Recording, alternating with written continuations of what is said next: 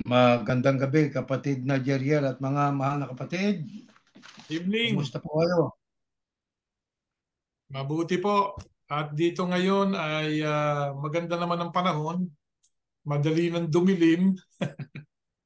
O ganun nga rito. At dati ay alas 7, may araw pa.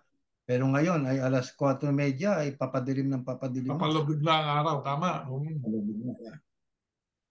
Tayo ay nagpapasalamat na muli sa ating Panginoon Diyos una sa lahat at sa ating mga kapatid na matyagang kasama lagi natin sa ganitong pag-aaral ng mga salita ng ating Panginoon Diyos. Kasama na rin ang ating mga panauhin sa iba't ibang panig ng mundo, kapatid na Jeriel. Tama. Kasi kapatid na Erning, ang ating pag-aaral, ito'y para doon sa mga nagre-relihiyon na tao. Una, higit sa lahat, kung talagang ang tao ay nais magrelihiyon, tuklasin niya ano ba ang gusto ng Diyos na sasambahin niya. Hindi po pwede kasi ang tao hindi magkaroon ng interes doon sa sinasabi at iniuutos ng Diyos. Kaya tayo ay nagsisikap na ipahayag sa madla ang kalooban ng Diyos. At inihikayat natin sila na yung ating ipinahayag ay siyasatin po ninyo kung ito ang talagang gusto ng Diyos. Sapagkat ang tao, kasi po kapatid na Erling, sa kasalukuyang panahon, ang daming tao may religion naniniwala sa Diyos. Pero tanungin mo, kilala mo ba talaga ang Diyos? Alam mo ba utos niya? O hindi nila masagot. Bakit? Sapagkat ang ibinibigay nila na panahon para tuklasin ang alam ng Diyos, ang kalooban ng Diyos, napakaliit na bahagi lang ng kanilang oras. Yung iba tuwing sasamba o sumisimba, sa pagsimba nila hindi pa siguro nakikinig yun, di ba? Yan ang tao ngayon. Kaya dito po sa mga tagapakinig natin ngayon at nanonood sa programang ito, magsaliksik po kayo. Yan ang aming inihikayat ninyong gawin. Sapagkat yan ang palatandaan na gusto nyo talagang magkaroon kayo ng tamang relihiyon o tamang daan patungo sa Diyos. Tama. Bago natin ipaglingkod ang isang paksa na napapanahon, kapatid na Jeriel, mga kapatid, tayo po muna ay mananalangin. Dakilang Diyos, walang hanggan ang aming pagtanaw ng utang na loob sa iyo. Sapagkat sa bawat sandali na nagdaan sa aming buhay, magpahanggang ngayon, hayag na hayag po ang aming pananalig na ikaw ang bumubuhay sa amin. Ikaw ang nagbibigay sa amin ng ganitong napakagandang pagkakataon para kami makadulog sa iyo. Sa magitan po ng aming pananalangin, Amang Diyos, salamat po. At sana'y pakitanggapin mo po ang aming paglapit, ang aming pasasalamat, ang aming pagtanaw ng utang na loob sa iyo. Dakilang Ama, ibigin mo sanang sa amin pong paghahayag na iyong mga salita. Ay samahan mo po kami, Panginoon Diyos. Maawa kang pakigabayan kami ng iyong Santong Espiritu upang ang mga aral mo ay makarating sa aming kapwa sa iba't ibang panig ng mundo. Lalo na sa panahong ito, Panginoon Diyos, upang kami matuto at kami malaman namin ang mga pangyayaring nagaganap sa aming kapaligiran kung anong kahulugan ito sa aming pag-iral sa mundo at sa aming pong kaugnayan sa iyo. Amang Diyos, sinihiling po namin na sana'y mapatawad din ang aming mga pagkakasala at pakigabayan mo kami maging sa aming pagbabasa ng iyong banal na mga salita sa Biblia. Sapagkat kami po ay nagkasala, kaya pakilinis mo po ang aming mga puso't kaluluwa upang kami maging sisidanghirang daluyan ng iyong mga katotohanan. Inihiling po namin ito sa buong pag-asang tinanggap mo sa pangalan po ng iyong anak, ang Panginoong Yahushua na aming tagapagligtas. Amen. Magandang gabi po sa inyo mga kaibigan. Kapatid na Erning, magandang gabi uli sa inyo. At napakaganda ng ating mga tinatalakay sapagkat napapanahon sa mga nakaganapan sa ating paligid ang ating pong tinatalakay na nakasulat sa Biblia. Lalo po kapatid na Erning na lumiliwanag sa ating isipan at sa ating mga damdamin na ang Biblia talaga'y kinapapalooban ng mga salita ng Diyos. sapagkat ang salita ng Diyos ayon sa ating pananampalataya na ibinabahagi po natin sa ating mga kaibigan, kakilala at sa lahat ng mga nakikinig sa programang ito ay katotohanan kapag ka mayroong pangyayari. Sabi nga, truth corresponds with reality.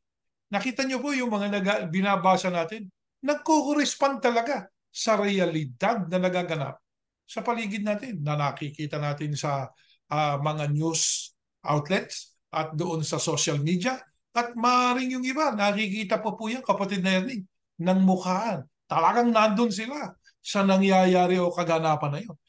Lalong nagpapatibay yan na ang mga salita ng Diyos ay dapat sampalatayanan o ang Biblia ay dapat sampalatayanan ng mga taong nais maglingkod sa Diyos at tuklasin mabuti ano ang nakasulat. Yan po ang ating papel, kapatid na Erling. Ipakita sa kanila, ito po ang nakasulat. Pero 50% lang po yun, gaya ng sinasabi namin palagi. Ang 50% ng matututunan ninyo, manggagaling po sa pagbabasa ninyo. Tama po yun. At yan pong binanggit ng kapatid na Jeriel ay pag binasa ninyo ang mga pahina ng Biblia ay napapaloob po yan doon. Hindi ho namin salita lang yun. Alam nyo, sa ating pong pakikihalubilo sa ating kapwa sa araw-araw, ano ho, maging ang relasyon ng mag-asawa, mga magulang sa mga anak, mga kamag-anakan natin, kaibigan, kakilala, maging ang mga leader ng mga bansa, ano ho, sa mundo na ating kinalalagyan sa ngayon. Hindi ho maiiwasan na nagkakaroon ng hindi pagkakaunawaan, kapatid na Jeriel. Di ho ba? Nagaganap po yan at nangyayari po yan, kaya hanggang sa humantong na lang sa pag-aawayan, dimandahan, makakarating tuloy sa korte. Kaya Tigmaan sabi tuloy. po, kapatid Erning, ang buhay ng tao ay complicated kasi laging may conflict. Hindi po ba? Tama yun, di ba? Ang sabi nga, ang spelling ng complicated, conflict-hated. Conflict-hated. Yeah. Anyway, ang tanong natin, bakit ganun ho ang kalagayan ng mundo, ng mga tao sa mundong ito? Atin hong basahin ito, kapatid na Jeriel. Ganito nakasulat sa unang talata sa ating pag-aaral. Sa Roma, gaya nga ng sinasabi sa kasulatan, walang matuwid sa paningin ng Diyos. Wala kahit isa. Walang nakakaunawa tungkol sa Diyos. Walang nagsisikap na makilala siya. Yan, no? Yan ang sinabi ng kapatid na Jeriel kanina. Kung talagang gusto ng tao ang makilala niya ang Diyos, ay dapat ay mag-ukol talaga ng panahon. Kaya sabi niya, walang nagsisikap na makilala siya. Ang lahat ay tumalikod sa Diyos at naging walang kabuluhan. Walang gumagawa ng mabuti, wala kahit isa. Ang kanilang pananalitay hindi masikmura tulad ng bukas na libingan. Kanilang sinasabi, puro pandaraya. Ang mga salita nila ay parang kamandag ng ahas sa salmo. Ngunit ang lahat ay naligaw ng landas at pare-parehong nabulok ang pagkatao. Wala kahit isa man ang gumagawa ng mabuti. Bakit po ang ating pakikipagrelasyon sa ating kapwa ay nagkakaroon po ng problema? Maging sa mag-asawa, magulang, kaibigan, mag-anakan, maging mga leader ng mga bansa. Kasi nga, ang sagot po ng Biblia ay maliwanag. Walang matuwid sa paningin ng Diyos. Wala kahit isa. Lahat ay tumalikod sa Panginoon Diyos. Di ba? Dahil sa pagtalikod, naging walang kabuluhan tayo sa harap ng Diyos. Walang gumagawa ng mabuti. Ano ibig sabihin po niyan? Imperfecto. Imperfecto ang ating pag-iral sa mundo. Ang tao, ay sabi ng Biblia, lahat ay naligaw ng landas. Siyempre, doon sa salitang lahat, hindi ho kasama doon ang nag-iisang hindi naligaw ng landas. Siyempre, ang ating Panginoong Yahushua. Except yan. Ngunit ang lahat ay naligaw ng landas at pare-parehong nabulok ang pagkatao. Kaya imperfecto talaga. Wala kahit isa man ang gumagawa. Kapatid Erling, ang tanong, kasama ba tayo dyan? Opo, kasama kami nabulok. Di ba? Kasama tayo dyan. Lahat ng tao maliban sa isa. Okay, yan po ang ating sinasampalataya. Isang tao lang ang hindi nabulok. ang ugali. Tama. Ha? Tama. Sapagkat siya lang ang nakasunod eh. Siya lang ang nagsikap na kilalanin talaga ang Diyos. Ang Panginoong Yeah. Yahushua. Lahat tayo ng mga tao, bumagsak na tayo eh. Ayan tayo lahat. Kaya kahit sa mga relasyon, di ba, minsan nagsasalita tayo na parang may kamandag yung salita natin kahit na layunin Oo. natin eh. Mamamatay. Mabuti, pero parang may kamandag eh. Nakakasakit din ang damdamin, di po ba, Marami. kapatid na Ernie? Totoo yan. Kaya Yan kami ay po, totoo. hindi po kami ni kapatid na Ernie, hindi po kami exempted na kamisan yung salitang nabibitawan natin, makamandag. Di ba? Yeah.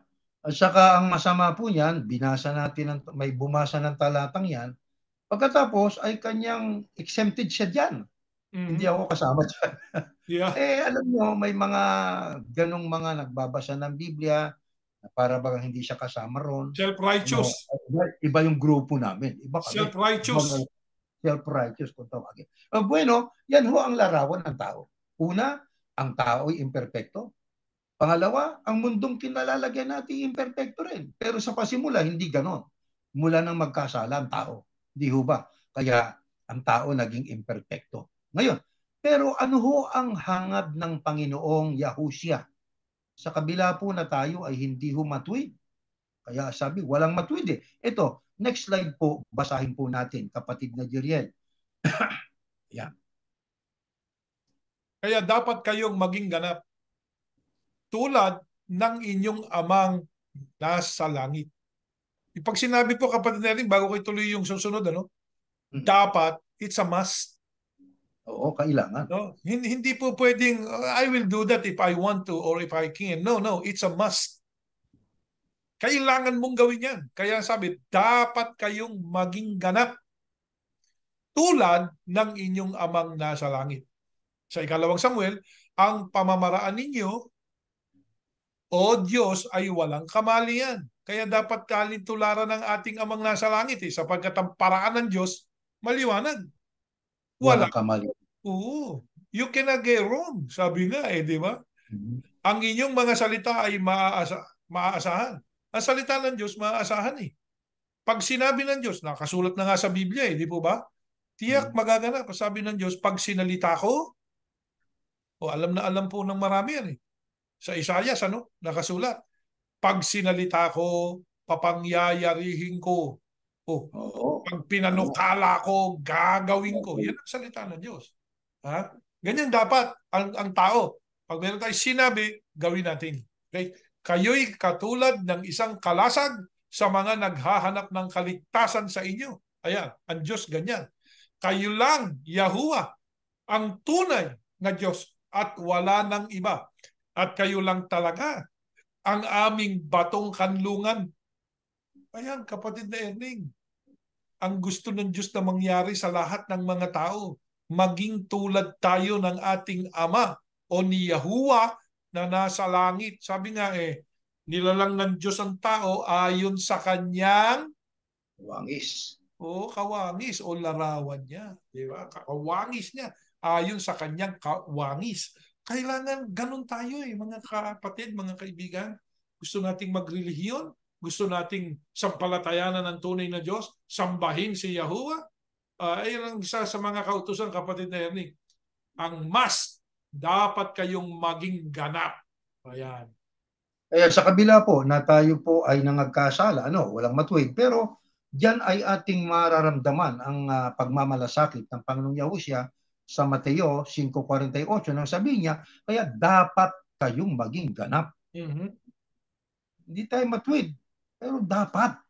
Hindi ibig sabihin, kung tayo ay hindi matuwid, sasabihin na lang natin, kaya gagawin ko na lang ito kasi hindi naman talaga ako matuwid Hindi lang akong ganito di ba? Hindi natin pwedeng maging rason yun Kaya Yeah. nga ang Panginoong Yahushua sinabi niya, dapat kayong maging ganap tulad ng inyong amang nasa langit. Paano ho natin magagawa na tayo maging ganap? Hindi ho sa ating paraan, hindi sa ating sariling paraan. Ang sabi diyan sa Samuel, ang pamamaraan niyo, O Diyos, ay walang kamalian. Sa mga kapatid, nagagawa ho natin, maaabot po natin yung stature na tayo ay nagiging ganap kung ang ating paraang gagamitin at susundan paraan ng Diyos. Hindi ho paraan natin. Kasi nga po, may daan na tila matuwid sa tao, pero ang dulo niya ay Kamatayan. kamatayan.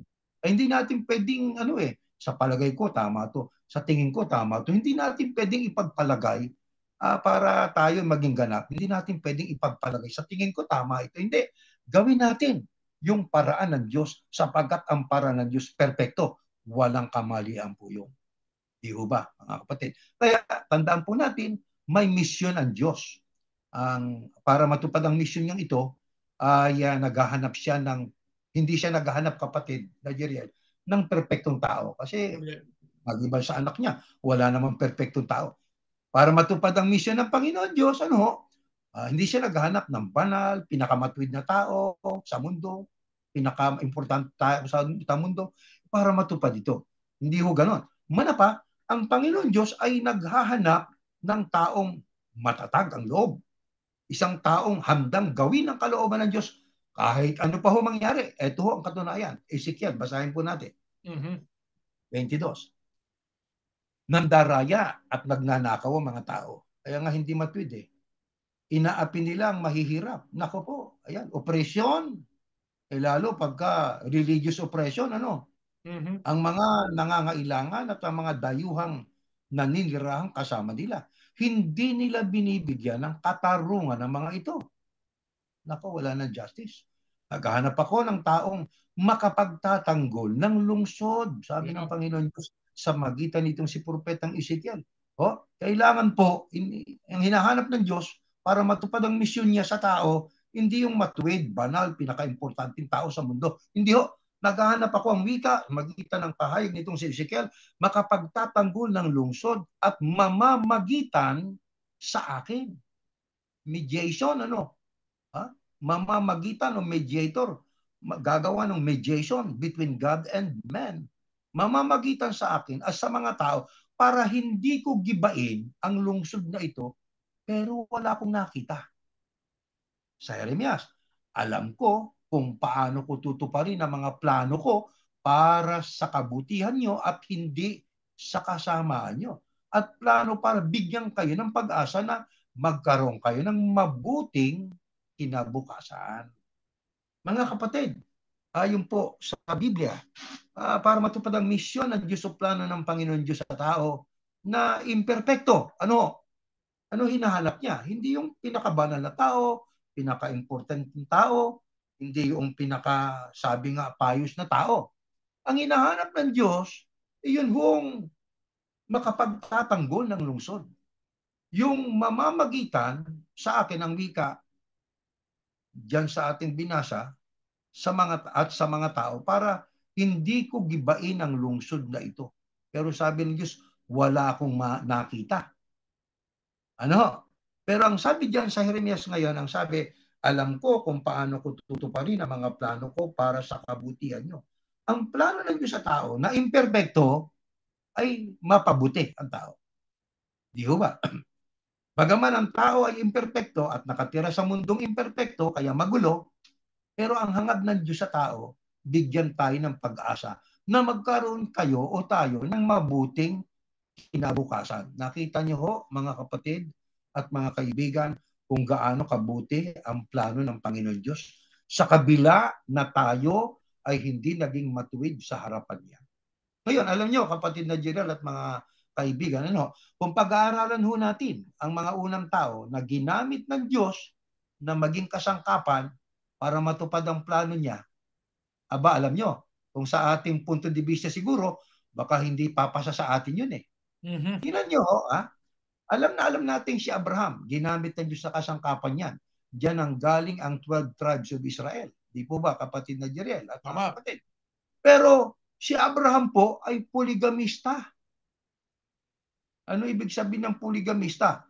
May asawang sobra sa isa. Alam na alam po natin yan. Sino pa? Si Noe.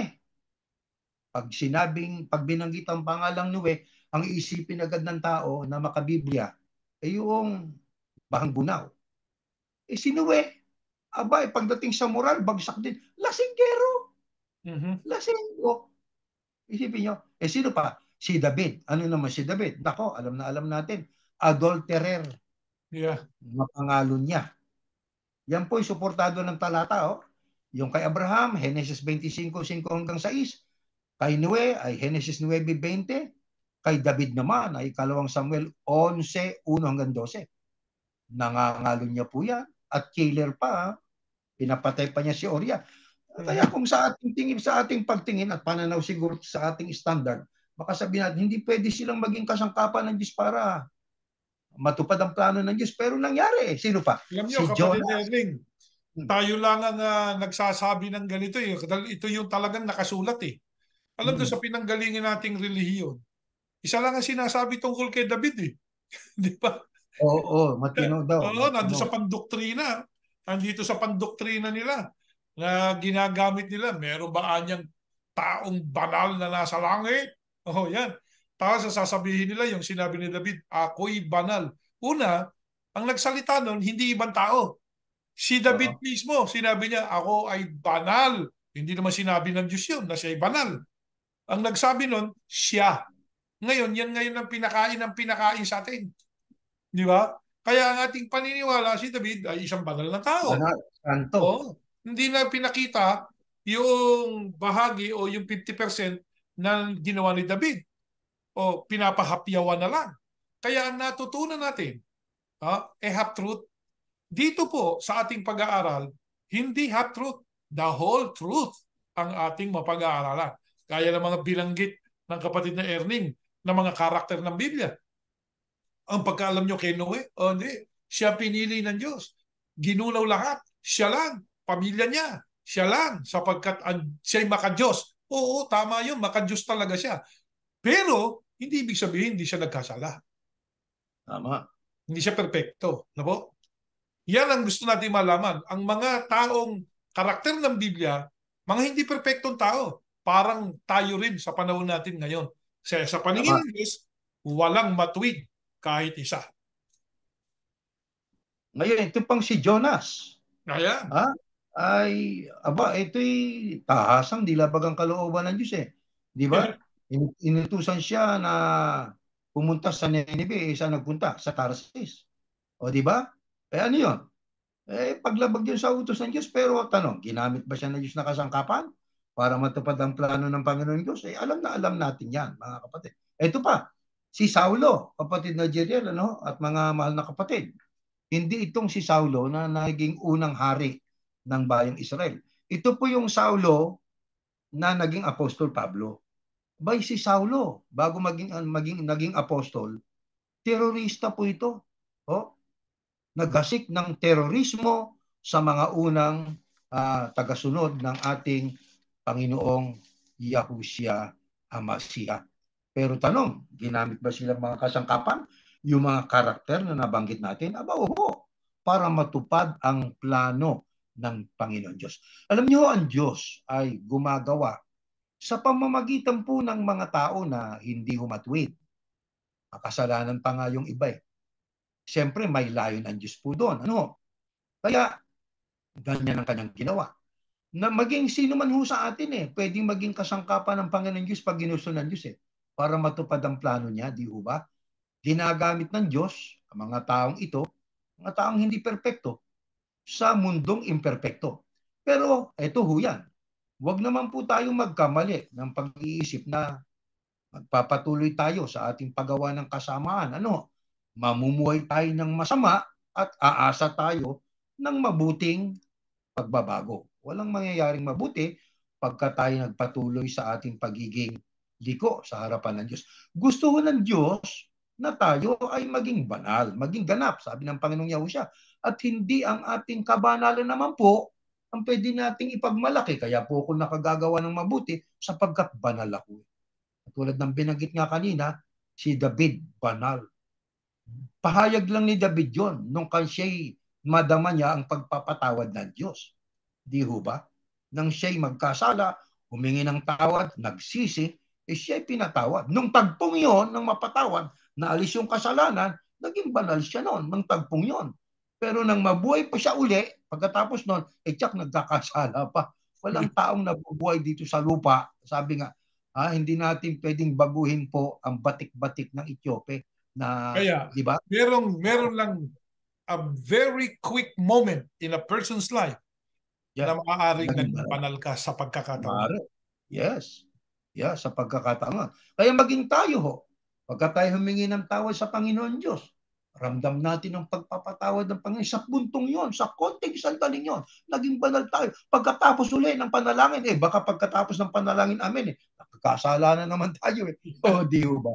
Yan ang katotohanan, di ho ba? Ngayon, ito ho yan. Ang pagtatagumpay po natin, paggawa ng mabuti, ay hindi ho nakasalalay sa ating sariling gawain, kundi ito po'y nakasalalay o nakasalig sa ating pagtitiwala sa Panginoon Diyos at handa tayong sumunod sa kanyang utos. Kaya ano ho ang kailangan kapag may di pagkakaunawaan sa mga tao? Kailangan natin ho ang mediation, yung pamamagitan. Kasi nga po, halimbawa, dalawang tao, hindi ho nagkasundo. Mainit ang ulo ng isa sa isa kanyang kapwa na kaaway niya. Yung isa ganun din. Hindi mo sila magkakasundo hanggang sa sila ay magsuntukan o kaya ay magpatayan, di ho ba? Kaya hindi maiwasan na magkaroon ng magme-mediate. Kung tawagin natin ay mediation, yung pamamagitan. Ang mediator naman po ay nagsisilbing para siyang referee, no? Neutral siya, wala siyang papanigan. At alam nyo, sa korte, mayroon pong kung tawagin tayo formal at saka informal na mediation. Sa formal mediation, kapatid na Jeriel, mayroon pang palagdaan. Maging sa barangay sa Pilipinas, di ba? Ang barangay tanod minsan, nagsisilbing mediation sa pag-aawayan ng magkakapitbahay. Pinapipirma sila. Mula ngayon, ay hindi na ako makikipag-away kay ganito, magkakasundo na kami, magpapatawaran na kami. Ay pipirmahan yung dalawang partido Yeah. di ba? At lalagda naman doon ang kagawad, di ba? Ganun din po itong bansa, laban sa bansa. May United Nations para mamagitan, para magkaroon ng peace. Mediation, kailangan po yun Di ho ba, mga kapatid? Alam niyo, ang ating Panginoong Yahushua, nang siya'y magturo ng isang parabola, ay meron siyang itinuro tungkol sa mediation. Tingnan natin. Next slide po. Ganito nakasulat. Sa Lucas, kapag may magdidimanda sa iyo, pagsikapan mong makipag-ayos sa kanya habang papunta pa lang kayo sa hukuman. Dahil baka piliting ka pa niyang humarap sa hukom. At pagkatapos ay ibigay ka ng hukom sa alagad ng batas upang ipabilanggo. Hindi lang na ituloy po yan, ipabilanggo.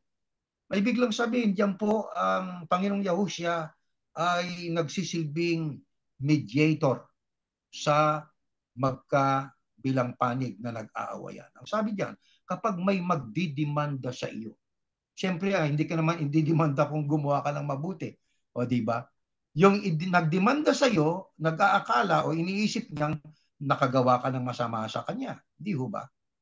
At yung ikaw naman ay naniniwala na hindi ka nakagawa ng masama sa kanya. Di ho ba ganun yan Parehong may katwiran. Pero kapag ka may magdidemanda sa'yo, sabi ng Panginoon Yahushua, pagsikapan mong makipag-ayos sa kanya habang papunta pa lang kayo sa hukuman. Kaya diyan mararamdaman natin sa parabola ng ating Panginoong Yahushua ang tinig ng mediation.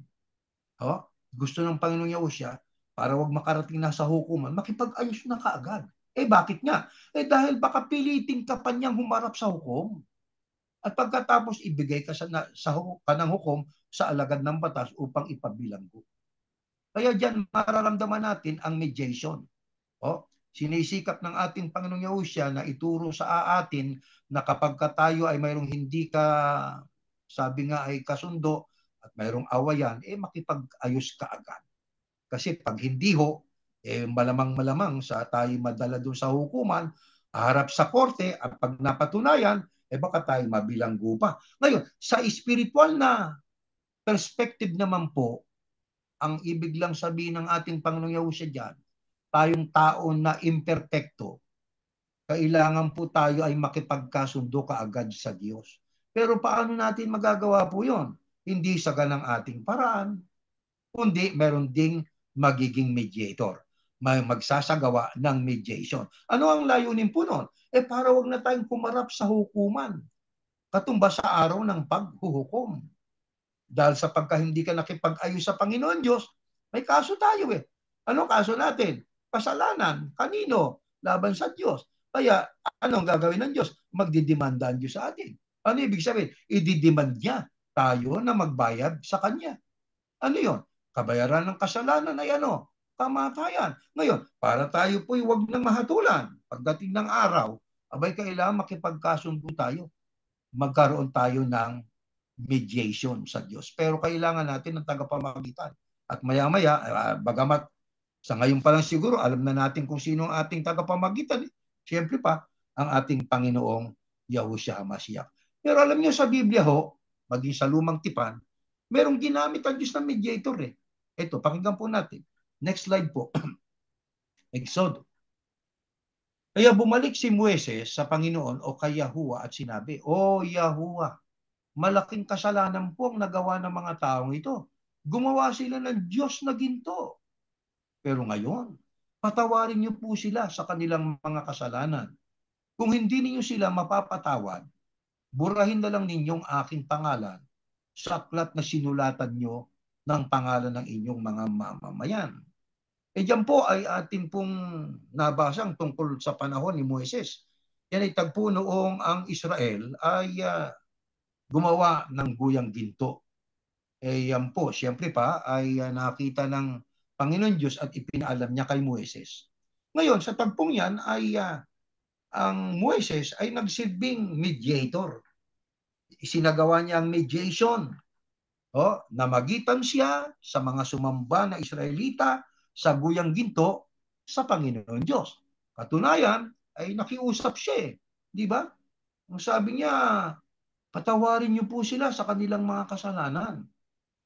Sino yung sila? Di yung Israelitang sumamba sa Diyos-Diyusan, sa guyang ginto, sino ang pinakausapan niya? Ang Panginoon Diyos na si Yahuwah. Ano nga ang sabi niya para madama natin ang kanyang pagmamalasakit sa bayang Israel? Kung hindi ho niyo sila mapapatawad, burahin na lang ninyong aking pangalan sa aklat na sinulatan niyo. Isipin niyo ang malasakit ni Moises. Ginamit din siya ng Diyos na kasangkapan para i-mediate niya ang Israelita sa Panginoon Diyos. Sino pa ho ang ginamit na kasangkapan na mediator?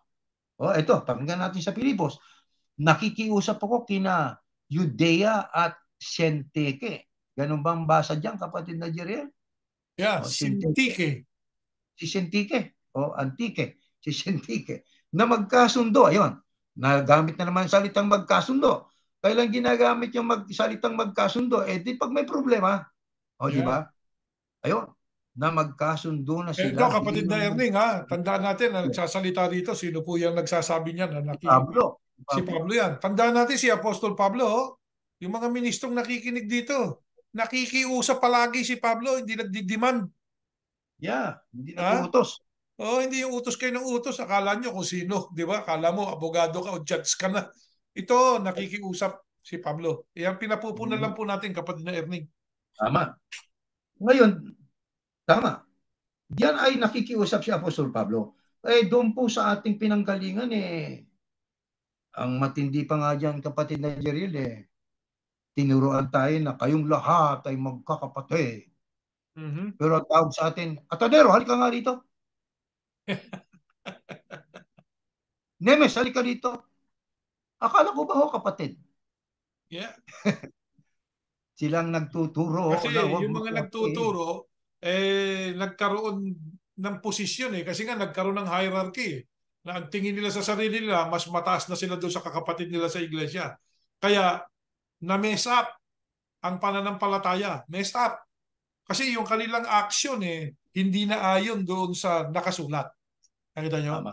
Hindi na nakaayon doon sa nakasulat Meron pang ang ministro dyan tagapangasiwa ang tawag sa kanya, no? Ito, hindi ko nababanggitin ng pangalan. Ano sabi? Nung mapapalitan na siya at may ipapalit na bagong mangangasiwa. Sabi niya, Brad, tsapahan mo yan. Tsapahan mo. Anong tsapahan? Di ba? Anong klaseng salita yun? Tsapahan. Ano po ba yung tsapa, kapatid na Erning? Authoritative, di ba? Magkaroon ka ng authority. Yan, hindi nila natutunan ito. Masakit, ano? Pero kami po dito sa Iglesia ni Yahushua, marami po kasing itinuro sa atin na hindi naman talaga dapat na natutunan natin sapagkat namali ang isip natin, namali ang ating pagkakilala, namali ang pagtingin natin sa kapwa natin tao, lalo na kapag ka merong problema. Noong araw, kapatid na Erning, kung merong problema, parang may nakikilingan na iba eh, di ba? At Oh, saka yeah. demanda eh. Ano, alam niyo yung demand nung nag-aayos? Eh, nasa pagdoktrina nga nila yan. Eh. Kapag pag hindi kanya kayo nakipagkasundo, hindi kayo nakinig doon sa sinasabi sa inyo ng pamamahala, titiwalag kayo. Yun ang isa, pandoktrina nila yun. Eh. Salita yun. Yeah. Di ba? Si Walang Pablo, kayo. hindi mo nakaringgan ng ganun. Ang sabi dito, nakikiusap ako eh para magkasundo na sila. Di ba? Yeah. Kaya diyan ay ginamit na kasangkapan, una, yung binasa natin sa unahan, sa Exodus. Si Moises, tandaan natin ho, hindi rin sumunod sa Diyos yan, pero ginamit na ng Diyos na, di ba?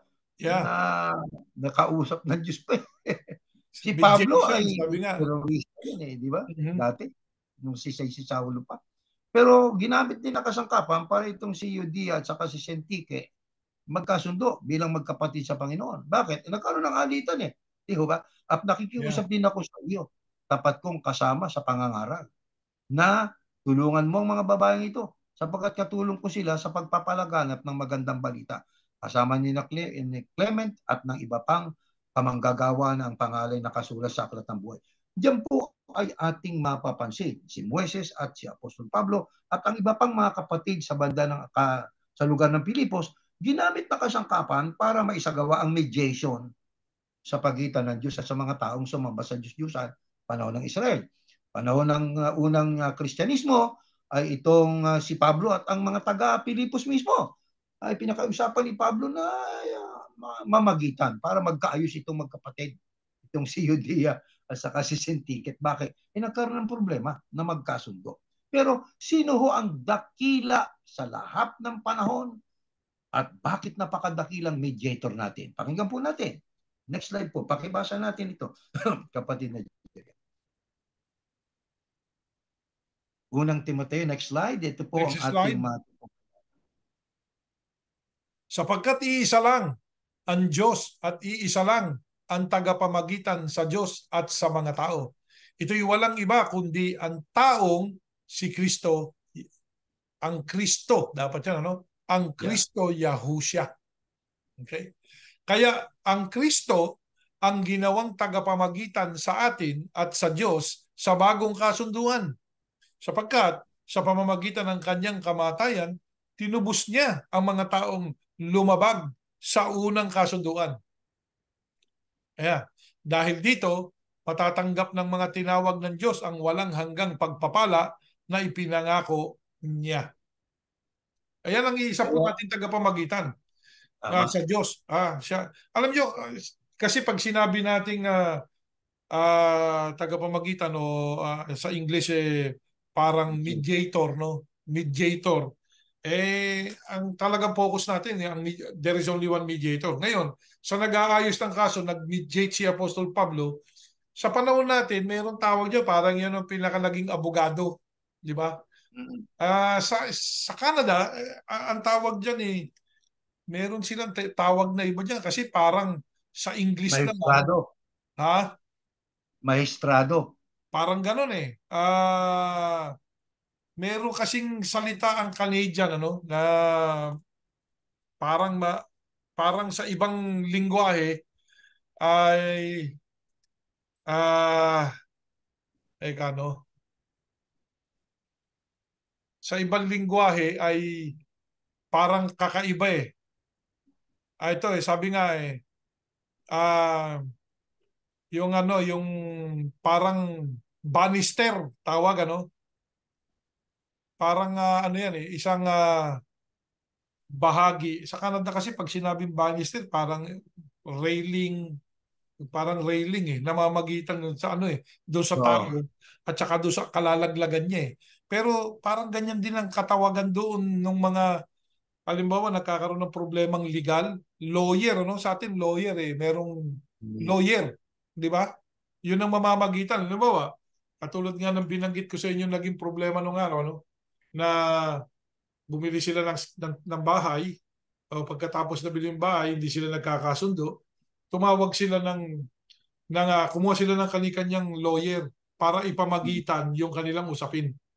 Tama. So, gamitin natin yung salitang sa katulad din ng Moises, parang sila'y namagitan pero hindi siya tagapamagitan, ano? Kasi isa lang ang tagapamagitan. Namagitan siya doon sa problemang yon. No, namagitan siya sa Diyos at doon sa mga nagkasala. Pero hindi po siya ang tagapamagitan na inilagay ng Diyos. Kapag ang nakasulat sa Biblia, kapatid Erning, iisa lang ang tagapamagitan sa Diyos at sa mga tao. Si Moises nanalangin, nakiusap sa Diyos, no? Na sa isang salita parang sabi nga, I spoke on behalf of Yeah. these people. You know? Pero hindi siya tagapamagitan na katulad ng Panginoong Yahushua. ng Panginoong Yahushua. Yan lang nais naming linawin. Ano? Maging si Pablo, nung mamagitan siya doon sa dalawang di magkasundo, hindi Pablo, yung pagiging tagapamagitan niya, hindi katulad doon sa Panginoong Yahushua. No? Kakaiba yun. So, wag nating isipin gano'n. No? Marami palang tagapamagitan. Nilililaw natin yan. Ano? Kasi alam niyo yung mga tao, kala ko ba, isa lang tagapamagitan. Ang Biblia niya, nagko-contradict. Teka muna. Kumbaga merong taong namagitan doon sa dalawang problema. Oo. Ngayon, doon sa panahon ni Moises, kapatid na Erning, hindi sa lahat ng Israelita sila namagitan eh. Doon lang sa mga sumamba. Maliwanag yun. Doon sa Guya, ano? Ibig sabihin, sa mga nagkasala sa Diyos na yun, na gumawa ng masama laban sa Diyos, pinakikiusap niya. Yun ang ibig sabihin nung ipinamamagitan niya. Ano? Yan ang mediation na ginawa. I-mediate niya sa Diyos. Yeah.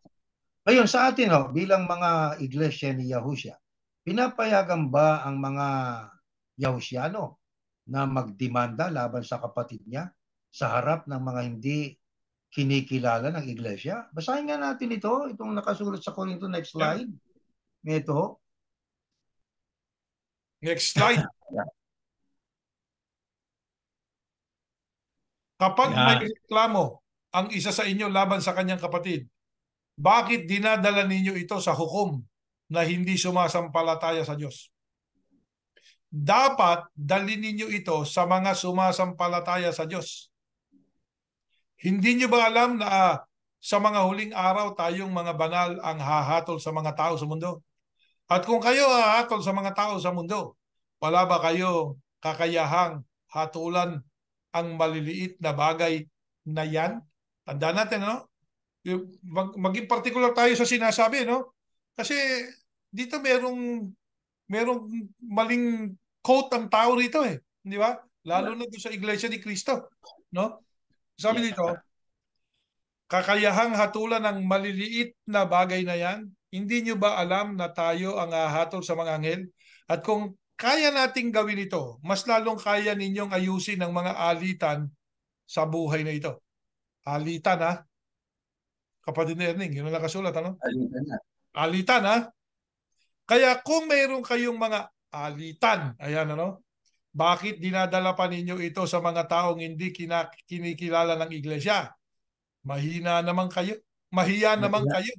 Wala na ba talagang marunong sa inyo na may kakayahang umayos ng mga alitan ng mga mananampalataya? Ang nangyayari, nagdedemandahan ng magkakapatid sa Panginoon at sa harapan pa ng mga hindi mananampalataya. Okay? Kaya kayo mismo ang kayo mismo ang talo sa pagkakaroon ninyo ng mga kaso laban sa isa't isa. Bakit hindi na lang ninyo tiisin ang mga gumagawa ng masama at nandaraya sa inyo? Ngunit ang nangyayari, kayo pa mismo ang gumagawa ng masama at nandaraya at ginagawa ninyo ito mismo sa inyong kapatid sa Panginoon. Kaya diyan, kapatid na Jeriel, pinapayagan ba ng Panginoon Diyos sa panahong Kristiyano ang mga Yahusyano magdemandahan? Ay hindi ho. Ang sabi nga diyan maliwanag eh. Ano ang sabi po riyan? Ang sabi ho riyan ay mahiya naman kayo. Ano ibig sabihin? Shame on us kung tayong magkakapatid na mga Yaosyano ay magdidimandahan at dadali ng problema doon sa hindi naman kinikilala sa iglesia o ng iglesia. Kahiyahiyang gawain pala yon, kapatid na Jeriel. Bakit? Kung tayo nga, ang sabi ng Biblia hindi nyo ba alam na sa mga huling araw, tayong mga banal ang hahatol sa mga tao sa mundo? Tanong ni Pablo sa mga taga-Korinto Tandaan nyo, Korinto yan, sa lugar ng Korinto. Matigas ang ulo ng mga kapatid yata dyan. Nung panahon una Di ba? Ang sabi ni Pablo sa kanila, hindi niyo ba alam na sa mga huling araw, tayong mga banal ang hahatol sa mga tao sa mundo? At kung kayong hahatol sa mga tao sa mundo, wala ba kayong kakayahang hatulan ang maliliit na bagay na yan? Kaya yung mga, kung tawagin ay mga trivial cases, yung mga magagaan na kaso, sabi ni Pao, yan ang tinutukoy niya na maliliit na bagay na yan Hindi niyo ba alam na tayong hahatol sa mga anghel?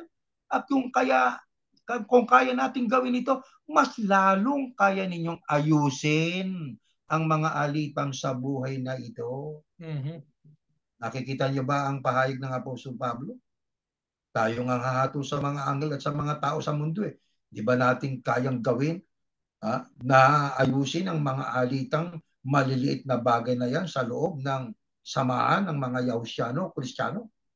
Kaya kung meron kayong mga alitan, bakit dinadala pa ninyo ito sa mga tao hindi kinikilala ng iglesia? Sabi ni Pablo sa mga taga-Korintong Kristiyano, mahiya naman kayo. Wala na ba talagang marunong sa inyo na may kakayahang umayos ng mga alitan ng mga mananampalataya? Patanong pero malaman ang tanong. Mahiya naman kayo. Ang nangyayari, nagdidimandahan ng magkakapatid sa Panginoon. At bali ba sa harapan pa ng mga hindi mananampalataya? Ano ho ang ibig sabihin pagka nagdidimanda ng magkakapatid? Kayo mismo ang talo. Sabi, kayo mismo ang talo sa pagkakaroon nyo ng mga kaso laban sa isa't isa. Kaya pagka nagdimandahan ang magkakapatid, tayo mismo ang talo. Hindi ho ba? Ang sabi nga ni Pablo, mahiya naman kayo. Kaya diyan pa lang mararamdaman po natin na maliwanag ang utos na bawal ang magdimandaan sa magkakapatid sa harapan ng mga taong hindi kumikilala sa Diyos, hindi kinikilala ng iglesia. Ngayon, sa panahon po ni Moises, kapatid na Jeriel, at na mga hari ng Israel, ano naman ang tagubilin kaugnay ng mga naaapi pero walang kakayang ipagtanggol ang sarili? Ito, basahin po natin ito. Ito, sa Kawikaan. Ito ang mga kawikaan ni Haring Lemuel na taga Masa. Ito ang mga itinuro sa kanya ng kanyang ina. Anak, ipinanganak ka bilang sagot sa aking mga panalangin. Huwag mong sasayangin ang iyong lakas, pera sa mga babae. Sapagkat silang dahilan kung bakit napapahamak ang mga hari. Tama-tama ito, di ba? Diyan napahamak si David, si Haring Solomon, gawa ng pera at babae. Tuloy natin. Lemuel, hindi dapat uminom ng alak ang isang hari. Ang mga namumuno ay hindi dapat naghangad ng inumin na nakalalasing. Sapagkat kapag nalasing na sila, kadalasan ay nakakalimutan na nila ang kanilang tungkulin at hindi nila nabibigyan ng katarungan ang mga nasa kagipitan. Hayaan mong magiinom ang mga taong nawalan na ng pag-asa at naghirap ang kalooban upang makalimutan nila ang kanilang mga kasawi at kahirapan. Ipagtanggol mo, ayan, no? Ipagtanggol mo ang karapatan ng mga taong kahabag-habag na hindi maipagtatanggol ang kanilang mga sarili. Siguraduhin ninyong mabibigyan ng hustisya ang mga mahihirap sa kaso nila. Nung panahong una, panahon ni Moises, panahon ng Israel, ano ho ang bilin diyan? Pagdating sa namumuno sa bayan ng Diyos, huwag maglasing. Bakit? Pag nalasing, kadalasan nakakalimutan nila ang kanilang tungkulin.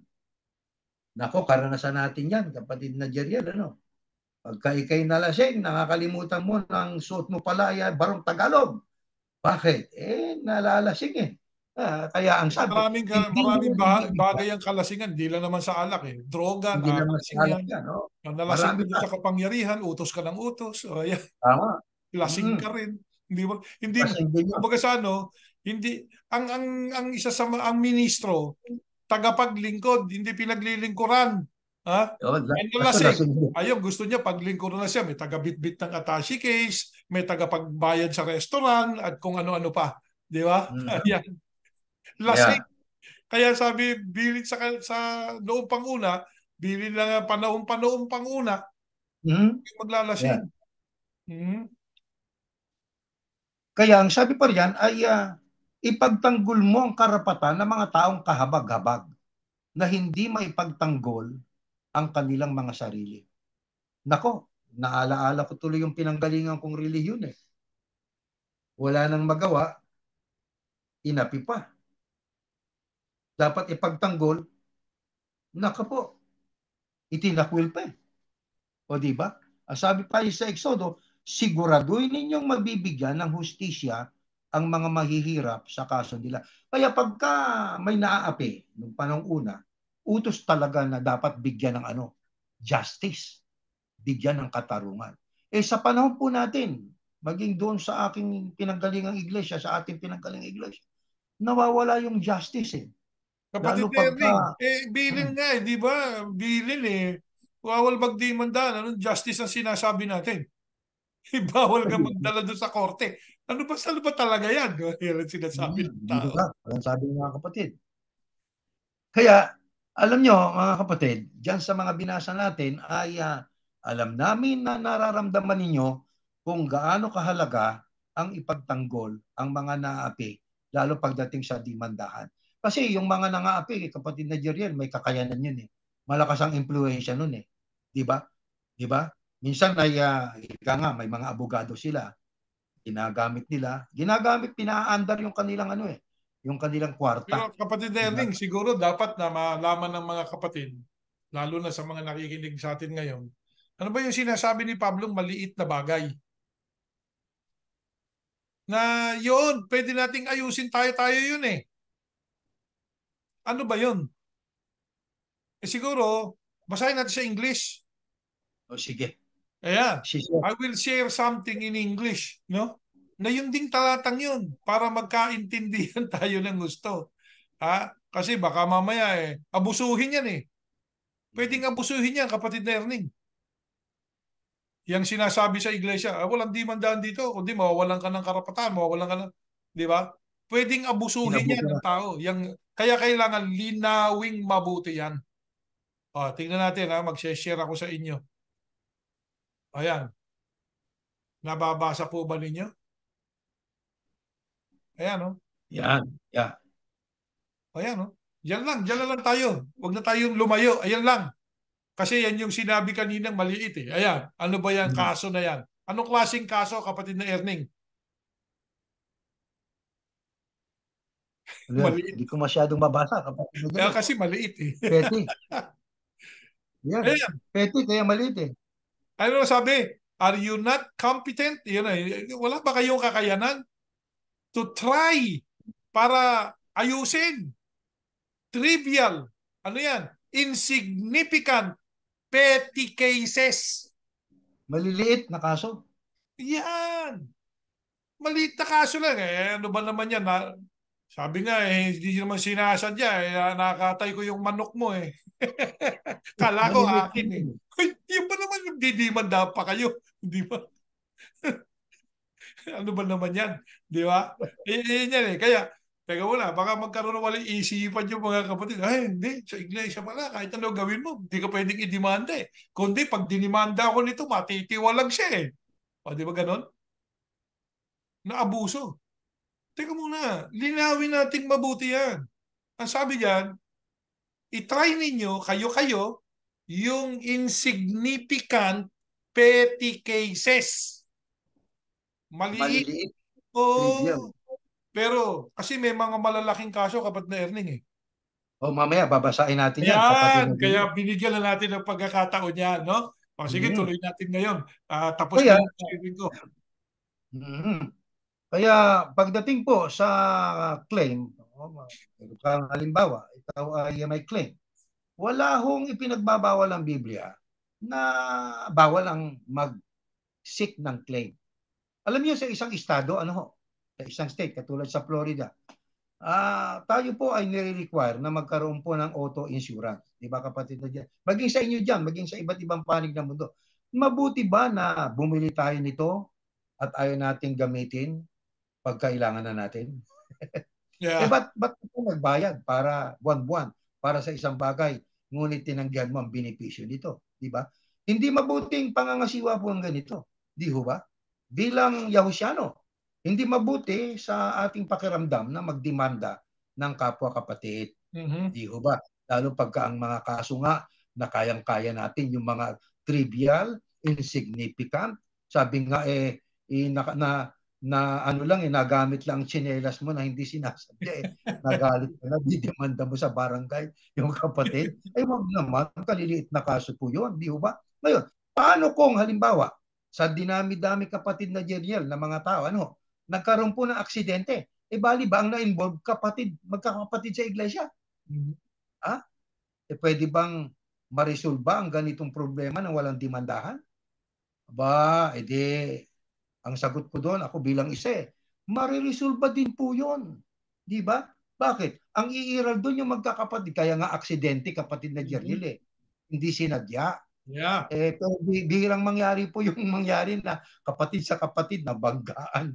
Pero mariresolba po yun na hindi nandadalhin sa korte o magdemandahan. Ngayon, alam nyo dyan sa Korinto, yung binasa natin, yung Korinto kanina, unang Korinto, Kapitulo 6, 1 hanggang 8, tandaan po natin, pag-aralan po natin yung aklat ng Korinto na yan.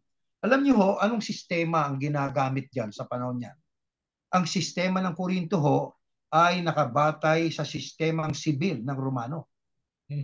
Pag sila'y panahon ng mga Romano yan Ang isang magistrado, yung magistrate. Ano ba yung magistrate? Isang opisyal na pinangangasiwa at pinagkatiwala ang mga siwa ng batas, katulad halimbawa ng jurist, yung judge, Pero alam niyo kapatid na Jeriel, pag sinabing magistrate, sa pagkakaalam ko lang ay ang kanyang hawak na kaso yung magagaan lang, yung mga trivial, hindi mabibigat na kaso. Sapagkat yung mabibigat na kaso ho ay sa mga judge na talaga. Pero yung magistrado, katulad sa panahon ni Pablo, yan po ang humahawak ng mga problema ng panahon nila. At bali ba kapatid na Jeriel, pag pinag-aralan po natin, mga kapatid, ang mga maestrado ng panahon ng Apostol Pablo, nagmula sa mga autocrats, may mga high ranking sa lipunan, mga rich, mga kapatid Dering, alam nyo, tama yung sinasabi natin, pero mas maganda kung may ebidensya tayo dyan, no? Mag-share ako para makita nila yung magistrate. Yung sinasabi po ni kapatid na Erning, hindi po namin invento yun. Ito po, punta tayo sa diksyonaryo. I will share.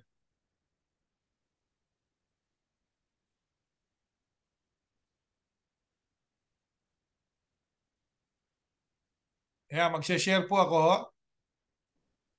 Ito. Magistrate. Kapatid na Erning. A civil officer or lay judge who administers the law, especially, ito po yun, one who conducts a court that deals with minor offenses. Kayo nga, petty crime, magistrate lang. Di ba? Insignificant, And holds preliminary hearings for more serious ones. Ayan. Ayan po yung magistrate. So, naintindihan na natin yun. Yung sinasabi ni Kapag Nerning na magistrate, mga maliliit na kaso. Magagaan. Yung mga local magistrate na yan ang humahatol sa mga kasong sibil, magagaan. Pero alam nyo, ang karangalan at kahiyan ang nangingibabaw na pinapahalagahan ng mga taong ito sa lipunan nila noong panahon una. At maging sa panahon natin, kapatid na Jeriel, ang maipanalo ang isang court case, yung isang kaso, ay pagtatamo ng karangalan yan. Dadami kliyente nun. Ang pagkatalo ay magre-resulta naman, kapatid na Jeriel, mababawasan ng kliyente, hihina ang kredibilidad ng isang magistrado. Kung halimbawa, itong abogado mo, Brad, lahat ng kliyente niya nakakulong na. Kukunin mo pa ba? Yan ang tanong. Kukunin mo pa ba yan? O, di ba? O, di ba? Natatawa tayo pero kasi katawa-tawa nga naman yun. Ba't ka pa kukuha ng maestrado o kaya ng isang abogado na talunan palagi at ang mga naipagtanggol niya ay nasa bilangguan na. Alam niyo Yeah. ang sistema ng civil court sa Corinto ho ay naging daan para sa pagtatamo ng karangalan at o yun nga, yung unod, no, karangalan. Walang pinag-iba ito sa ating panahon, kapatid na Jeriel. Di ba? Yung Farah-Farah dito na law firm ay pagdating sa mga aksidente, lakas niyan, malimit, ipanalong kaso eh. Alam niyo ang lugar ni Pablo noon, na-impluwensyahan po ng Roman civil law. Mhm. Kaya diyan nakabatay. Kaya ibinatay ni Pablo sa umiiral noon na batas ng Romano bilang pagsasang-alang-alang sa karangalan at kahihiyan. Gusto mo ng karangalan, kahihiyan, kailangan ipagtanggol mo, ipaglaban mo at ipanalo mo kaso. Ngayon, ano ang nakasulat doon sa unang Korinto 6:1? Let's go back to 1 Corinthians 6:1 down to 8, please. Ayan o. Sa uno muna, kapag may reklamo ang isa sa inyo laban sa kanyang kapatid, bakit dinadala niya ito sa hukom na hindi sumasampalatay sa Diyos? Diyan po ay inilalahad ng Apostol Pablo ang problema. Reklamo ng kapatid laban sa kapatid. Pero bahagi lang po yan ng problema, yung reklamo sa kapatid. Ano ho ang inihayag ni Pablo sa 6:8? Ayan, sa 8, ang sabi rito, ngunit ang nangyayari, kayo pa mismo ang gumagawa ng masama at nandaraya at ginagawa ninyo ito mismo sa inyong kapatid sa Panginoon. Diyan po binanggit na yung pandaraya. Di ba?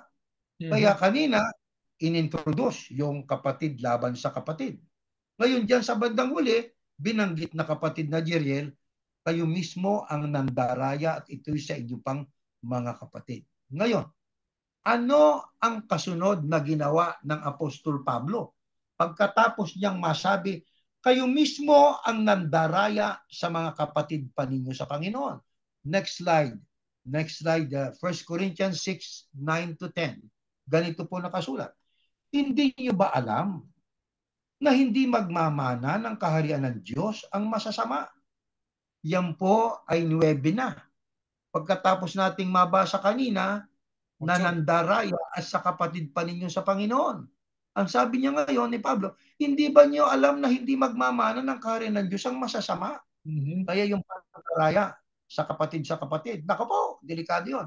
Huwag kayong palilinlang sapagkat kailan may hindi magmamana ng kaharian ng Diyos ang mga immoral. Ayan na kapatid na Jeriel.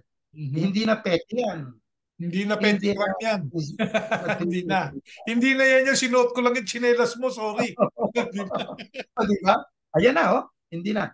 Huwag kayong palilinlang. Ibig sabihin, huwag kayong padadaya, mga kapatid. Sapagkat kailan may hindi magmamana, may kinalaman na sa kaligtasan to. Kailan may hindi magmamana ng kaharian ng Diyos ang mga immoral. Sumasamba sa Diyos-Diyusan. Nangangalim niya. Nakikipagrelasyon sa kapwa lalaki o babae, magnanakaw, sakim, lasenggo, mapanlait at mandarambong. Ano ang kasunod na sinabi ng Apostol Pablo nang sabihin niya, kayo mismo ang nandaraya at sa mga kapatid pa ninyo sa Panginoon ang dinadaya ninyo? Ang sabi niya sa 9, kasi binasa natin yun, 8 yun sa 9, hindi nyo ba alam na hindi magmamana ng kaharian ng Diyos ang masasama? Kasama doon ang mga mandaraya.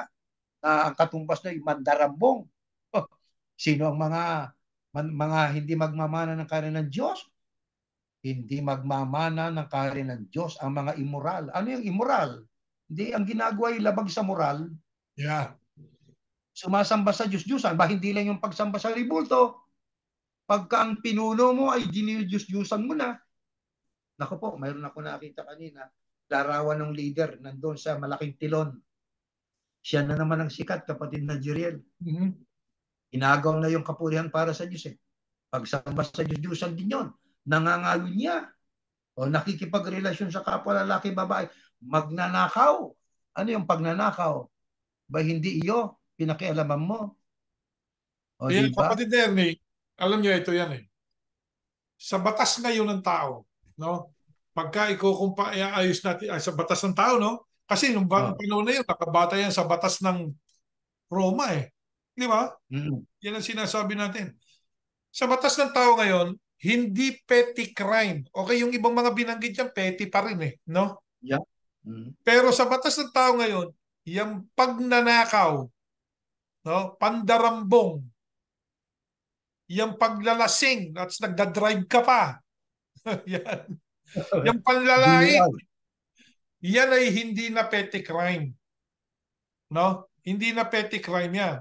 Lalo na kung halimbawa ay may dinambong. Ano ba yung pandarambong? Ha? Iba yan sa magnanakaw, yung pandarambong eh. Ano ba sa Nako, English yan? pag binasa po natin, basahin natin, paalang-alang sa mga Amerikano nating mga kapatid at di naiintindihan ng Tagalog. Ayan eh. Malalim na In pala yan. English, ha? Ayan oh. Ang sabi dito eh, marauder.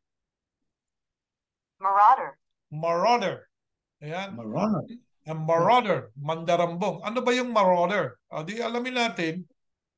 Sabi nga eh, mabuti yung nakakaintindi tayo ng konti, di ba? Marauder. Sabi nga, marauder. Tingnan natin kung ano ibig sabihin yan. Ayun, a person who marauds. A raider. Ayun. Bandit, kapatid. Ayan yung, hindi ba meron ngayon tinatawag na home invasion? Yeah. Yan ang mandarambong. Ayan, bandido ka. Papasok ka sa bahay na may bahay, mandanakaw ka, mandarambong ka, mananakit ka. Eh, iyan po ba, kapatid na Erning, petty crime? Ba hindi petty crime yan? Dito, merong nangyari dito sa Amerika. Sinubukan niyang mandambong sa isang bahay. Eh, may karapatan yung mamamayang ipagtanggol ang sarili. O, hindi napatay ngayon yung mandarambong. So, it can cost your life. Di ba? Sa Yes. panahon ni Apostol Pablo, no? Panahon na yan, nung sinulat yan, Roma. Sa panahon natin ngayon, ang batas, kakaiba na. Iba na yung batas. Nababago ang Oo. magnitude, di ba? Kaya, mandarambong ka, eh, may kalalagyan ka. It's either cemetery or jail. Ayan. Di ba? Kaya, halimbawa, balikan natin yung aksidente kapatid sa kapatid. Mhm. Pwede ba namang ayusin yun na hindi na makakarating sa korte? Aba, pwede ho. Kaya nga mayroon tayong insurance, kapatid na Jeriel, di ba? Ang Exactly. mag-uusap pa lang doon, insurance sa insurance. Di ba? Exactly. Eh, wag na nating kung tayo nagkaroon ng physical na na pinsala, eh mayroon din naman coverage yung kanya. Ang nangyayari kasi kapag na Erning, ito, isang karanasan ko. Mm. Ano ba mo yung vandalize, yung nagbabandalize ka? Halimbawa, yung aking sasakyan, sinipa mo. Ano talong ko sa'yo? Kaso, hindi kaso. Kasi yun. Kaso yan. Kung sir, vandalism yan eh. Eh, okay, destruction of private property. Yung hindi mo property, sinira mo, it's a case. Kasi No? yan, kasi. Yung mga bagay na, hindi yan petty crime. Hindi yan petty crime. We need what God sent to resolve those kind of crime. Okay? Yes, nakasulat. Huwag tayong magdimandahan. Nakasulat yan. Dadali mo ako sa korte. Dahil lang sa maliit na krimen na akala mo krimen, hindi naman pala. Case lang yan. Petty case. Insignificant. Sabi nga, maliit. Yung mga bagay na yan, mag-aayos-ayos tayo. Pero, mandarambong ka. Sabi nga, home invader ka. Nako, teka muna, ibang usapan yan. Di ba? Ibang usapan yan. Merong kautusan dyan, kapatid na Erning eh. Ano muna dapat gawin? Bago natin humingi ng tulong sa isinuguri ng Diyos na yun ang gobyerno. Ano muna gagawin mo? Kaya yung mga nangunguna, dapat mabilis. Pakita yan sapagkat hindi dapat merong maaapi. Yan ang ating pinag-aaralan. Hindi dapat merong maaapi. Hindi po pwedeng sabihin na lang natin, ay hindi, magkakapatid tayo, kalimutan na lang natin yan. Hindi pwede yun. Hindi. Merong batas na sinusunod tayo. Yung batas ng Diyos mismo. Kaya linawin po natin uli, kapatid na Ernie, sa paliwanag na sinasabi natin ngayon. Yung sinabi ni Apostol Pablo kanina sa 8, gumagawa kayo ng masama eh. Sa kapatid Karaya. mo. Kayo gumagawa ng masama eh, laban sa kapatid ninyo. Paano po kasunod sa 9? Di ba nyo alam? Hindi magmamana ng karya ng Diyos ang masasama o para maging masama yung masama talaga. Ano po ba utos, kapatid na Erning? Sa mga masasamang kasamahan natin. Mamaya, babasahin natin yan. Kaya, inuuna ko na yung tanong, kapatid na Erning, para maging lalong exciting sa mga tagapakinig. Tuloy po natin ang ating pag-aaral. Anyway, kung halimbawa ay na-involve yung kapatid natin sa kapatid sa isang aksidente, hindi na natin dapat i-demanda pa yung kapatid eh. Mayroon namang insurance na mag-aayos. Yes. Anyway, bihira naman mangyari po yun eh. Kaya nga aksidente, hindi premeditated, hindi sinadya, di ba? Kaya mag-uusap na lang po yan, kapatid na Jirel, gaya ng nangyayari dito, karanasan ko rin yan, insurance sa insurance, kahit na hindi natin kakapatid, nagkakaroon ng settlement, naayos po yan. Pero yung idemanda pa natin ng kapatid, hindi na marapat gawin po yun. Sapagkat mayroon namang lunas eh, ba't mo pa ididemanda yung kapatid? Kaya nga po aksidente. Ngayon, ang sabi nga po ng iba, kung may katwiran, ay ipaglaban mo. Di ba? Ngayon, sa iglesia, dapat ay walang may naaaping kapatid. Mm-hmm. Di ba? Walang naaaping kapatid. Kaso, pagka nako po, maraming naaaping kapatid sa totoo lang Hayaan mo na yan, paraya ka na, kapatid din naman yun. Sabi ng kapatid, sige na nga, naayos, iulat ng ministro, naayos ang kaso. Naging abogado yun, naayos ang kaso. O pumirma ka na kapatid, kahit masama loob ng kapatid, paperman. Pero ang totoo, akala mo naayos, pero ang totoo, hindi di ba? Magaling yung ministro, pag nalipat na yung susunod naman ang aayos. Yun din naman. Magulo, di ba? Ngayon, si Apostol Pablo bilang apostol, ay sila bilang mga ngaranon, kasama yung mga followers ng ating Panginoon Yahushua nung panahon una. Nung sila'y nangangaral, ano ang kanilang naging karanasan? At alam nyo, 2 beses po si Pablong nag-report sa Roman, sa civil court mabuti siguro pag-aralan po natin to, no? Alam mo ni Apostol, nag-report din yan sa korte. Basahin po natin. Pakibasa ito kay Japatin Gigal. Maliliit ito. Basahin ko po yan. Next slide. Isang araw, habang papunta kami sa lugar na pinagtitipunan para manalangin, sinalubong kami ng isang dalagitang alipin. Ang dalagitang yon ay sinasaniban ng masamang espiritu na nagbibigay sa kanya ng kakayahang manghula. Malaki ang kinikita ng kanyang mga amo dahil sa kanyang panghuhula. May business to. Para si Madam Oring to. Palagi kaming sinusundan ng babaeng ito. At ganito ang kanyang isinisigaw. Ang mga taong ito ay mga lingkod ng kataas-taasang Diyos. Ipinangangaral nila sa inyo kung paano kayo maliligtas. Araw-araw, iyon ang ginagawa niya hanggang sa nainis na si Pablo. Si Pablo nainis dito sa nagsasabing ito. Kaya hinarap niya ang babae at sinabi sa masamang espiritu na sa kanya, sa pangalan ng Kristo Yahushua, inuutosan kitang lumabas sa kanya. At agad namang lumabas ang masamang espiritu. Nang makita ng kanyang mga amo na nawalan sila ng pagkakakitaan. Yan na. Aming dalagita. Yeah. Hinuli nila sina Pablo at Silas at kinaladkad sa plaza para iharap sa mga opisyal ng lungsod. Sinabi nila sa mga opisyal, ang mga taong ito ay mga Hudyo at nanggugulo sa ating lungsod. Nagtuturo sila ng mga kaugaliang labag sa kautusan nating mga Romano. Hindi natin pwedeng sundin ang mga tinuturo nila. Nakikiisa ang mga tao sa pag-uusig nila kina Pablo. Pinahubaran sila ng mga opisyal at pinahagupit. At nang mahagupit na sila ng gusto, ikinulong sila si Pablo. Hinubaran, tapos hinagupit, at nung talagang nahagupit na ng gusto, kinulong pa. At tinutusan ng gwardiya na bantayan silang mabuti. Kaya pinasok sila ng gwardiya sa kaloob-looban ng selda at itinali ang kanilang mga paa. Ba, hindi lang pala kinulong, kapatid na Erning. Oh. Kaya diyan, Sasampa. bahagi na, oo. Kasi itong amo ng babaeng dalagitang yan, kumikita sa panghuhula ng babae, pero inaalihan siya ng masamang espiritu, kapatid na Yeah. Erning. At araw-araw isinisigaw itong mga ito, sila Pablo. Pinangangaro nila sa inyo kung paano kayo maliligtas. Araw-araw yun ang ginagawa ng babae. Nainis si Pablo.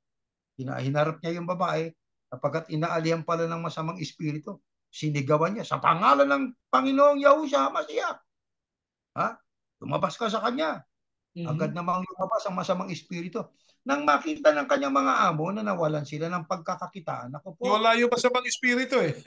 Oo, Isipin negosyo mo, pala. No? ang pinagkakitaan yung masamang espiritu. O, di ba? Masamang espiritu pinagkakakitaan. Anong ginawa nilang ng mga amo kay Pablo at kay Silas? Pinahuli. Kinaladkad sa harap ng mga opisyal ng lungsod, gobyerno. Sinabi nila sa mga opisyal, mga taong ito ay mga Hudyo, hindi Romano yan. Mga Hudyo sila at nanggugulo sa ating lungsod. Nagtuturo sila ng mga kaugaliang labag sa kautusan nating mga Romano. Kaya noon pa lang talaga ay gusto talaga nilang ang Romanong umiral eh. O di ba kapatid na kung ano yung batas, kaugalian nila, yun ang gusto nila eh. Ang nangyari naman po, naniwala itong mga opisyal eh. Hindi natin pwedeng sundin ang mga itinuturo nila. Nakiisa ang mga tao sa pag-uusay. Isipin nyo, pinahubaran. Wow. Sa harapan ng mga opisyal, pinagupit at ipinabilanggo pa. Anong kasunod na pangyayari? Next slide po. Ito pa. 25 to 34. Ayan. Na maghahating Nang, ka, ayan. Sige po. manalangin sina Pablo at Silas at umaawit ng mga pagpupuri sa Diyos. Nakikinig naman sa kanila ang ibang mga bilanggo. Walang ano-ano'y biglang lumindol ng malakas at nayanig ang bilangguan. Nabuksan ang lahat ng pintuan ng bilangguan at natanggal ang mga kadena ng lahat ng bilanggo. Yung at hindi pala tali lang yung kapatid na Ernie. Oo. Kadena talaga eh. O, di ba? Nakakadena. O, di ba? Wow. O, kadena ng lahat ng bilanggo. Nagising ang gwardiya at nakita niyang bukas ang mga pintuan. Akala niya tumakas na ang mga bilanggo. Kaya hinugot niya ang kanyang espada at magpapakamatay na sana. Naku, maghaharakiri. Oo, Di ba? Papakamatay na yung gwardiya. Pero yeah. sumigaw si Pablo. Huwag kang magpakamatay. Narito kaming lahat. Nagpakuha ng ilaw ang gwardiya at dali-daling pumasok sa loob at nanginginig na lumuhod sa harap nila Pablo at Silas. Pagkatapos, dinala niya sina Pablo sa labas at tinanong, ano dapat kong gawin para maligtas? Nagtanong na itong ano. Oo, nagka-interest na. Nagka-interest. Ang Sumagot gwardiya. sila, sumampalataya ka sa Panginoong Yahushua at maliligtas ka ang iyong pamilya. At ipinangaral na Pablo ang salita ng Diyos sa kanya at sa lahat ng miyembro ng kanyang pamilya. Nang gabing iyon, hinugasan ng gwardiya ang kanilang mga sugat at nagpabautismo siya at ang kanyang buong pamilya. Pagkatapos, isinama niya sina Pablo sa kanyang bahay at pinakain. Inilabas sa bilangguan. Oo, Tapos pinakain. Sipin niyo nangyari. pinakain siya. Natuwa ang gwardiya at ang kanyang buong pamilya na sila'y sumampalataya na sa Diyos. Ayan. Ayan ang kasunod na naganap. Oo. Kaya yung gwardiya ay dahil sa himalang ginawa ng Panginoon Diyos, Yeah. nakawala itong sila Pablo at sila Silas. Mhm. Balo ba, ang makita ng gwardiya na wala na sila, ay magpapakamatay sana. Pero sumigaw si Pablo, no? Wag ka pa, narito lang kami. Ayun, yung sa madaling sabi, kung gwardyang ito, nakakasamahan ng Nakumberte. mga Romano, Mhm. ay nakumberte, sumampalataya. Pati buong pamilya, kapatid na Jeriel, Mhm. sumampalataya. Next slide, anong kasunod na nangyari? Ito pa po. Ayan, babasahin po natin. Inaumagahan, nag-utos ang mga opisyal sa mga pulis na palayain na sina Pablo. Ayon, kinaumagahan kapatid na Jeriel, nag-utos yung mga opisyal sa mga pulis. Palayain na sina Pablo. At ito'y ibinalita ng gwardiya kay Pablo. Sinabi niya, nagpautos sa mga, ito na, pansinin natin to. Nagpautos sa mga opisyal na palayain na kayo, sabi ng gwardiya, na nakumberte sa pananampalataya. Kaya maaari na kayong lumabas at umalis ng mapayapa. Pero sinabi ni Pablo sa mga pulis na inutusan, nilabag ng mga opisyal ang kautusan ng Roma dahil ipinahagupit nila kami sa publiko at ipinabilanggo ng walang paglilitis. Naku po, Ayan. mayroon bang ganyang kaso ngayon sa panahon natin, kapatid na Na Jeriel? meron. Nakakulong, walang paglilitis. Ilang taon na. Naku po, Diyos ko. Di ba? Ayan, no? Oh. Naranasan pala yan Ano, nila Pablo. ugali pala ng mga Nagreklamo. opisyal ng Romano yan. Di ba? Yeah. Ugali ng mga opisyal ng Romano. Ayan, ugali yun. Maliwanag po yan, no? Pero sinabi ni Pablo sa mga pulis na inutusan, nilabag ng mga opisyal ang kautusan ng Roma dahil pinahagupit nila kami sa publiko at pinabilanggo ng walang paglilitis kahit na mga Romano kami. Ayan Ipin ang nyo? punto, kapatid na Erling. Hmm? Roman citizen si Pablo eh. Roman citizen yan eh. Ayan. Di ba? Hmm. Oh. Pero pinahagupit. Kaya ibig lang sabihin, nagreklamo ba si Pablo? Hindi. Nagreklamo. Pablo. Kailan siya nagreklamo? Nung siya'y mapalaya na. Sino ang kanyang inireklamo? Ang nagpabilanggo sa kanya. Aha. Isipin ninyo. Tuloy natin ang basa. At ngayon, sabi ni Pablo, at ngayon gusto nilang palayain kami ng palihim. Ayan, palalayain, Opo, palihim. Mhm. palihim under the table. May mga ganyang palihim eh. Sabi ni Pablo, hindi maaari. Yan ang sinasabi natin, kung may katwiran, ipaglaban mo. Di ba? Hindi Ayan. maaari. Sila mismong mga opisyal ang dapat pumunta rito at magpalaya sa amin, sabi ni Pablo. Ayan. Kaya bumalik ang mga pulis sa mga opisyal at ipinaalam sa kanilang sinabi ni Pablo. Nang malaman nilang mga Romano pala sina Pablo, natakot sila. Ayun, Ayan. natakot sila. Kaya pumunta ang mga opisyal sa bilanggo at humingi ng paumanhin kina Pablo. Buti pa itong mga opisyal, kinilalang pagkakamali, Yeah. humingi ng paumanhin kay Pablo, pinuntahan sa bilangguan. Aywan ko, yung iba dyan, yung Alam nyo, pinupuntahan kapatid na sa Erling, bilangguan. siguro kasi wala namang billions of dollars yung mga opisyal na yan eh. Kaya, Di ba? oo, Tuloy walang natin. billions of dollars o millions of Oo. dollars. Yeah. Pagkatapos, pinalabas sila at pinakiusapang umalis na sa lungsod na yon. Nang makalabas na sina Pablo at sila sa bilangguan, pumunta sila kaagad sa bahay ni Lydia. Nakipagkita sila roon sa mga kapatid at pinalakas nilang pananampalataya ng mga ito pagkatapos umalis na sila. Isipin nyo, Mhm. si Pablo, pag may katwiran, kahit ang kaharap niya makapangyarihan, maninindigan po yan. Ipaglalaban niya, karapatan niya. Kaya si Pablo, nagsumbong. Ang isinumbong sa husgado ay yung mismong mga husgado opisyal eh. Di ba? Yeah.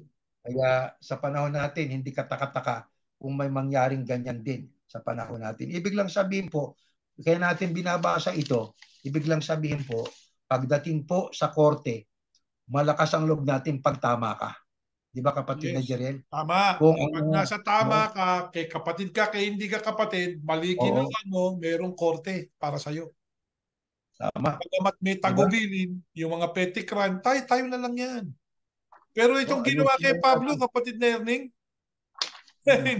kaya siya lumaban eh. Kasi labag na sa batas yung ginawa. Kita nyo? Labag niya eh. Labag na sa batas. Pag labag sa batas, teka muna, meron siyang pagsusumbungan eh. Di ba? Yeah. Meron siyang pagsusumbungan.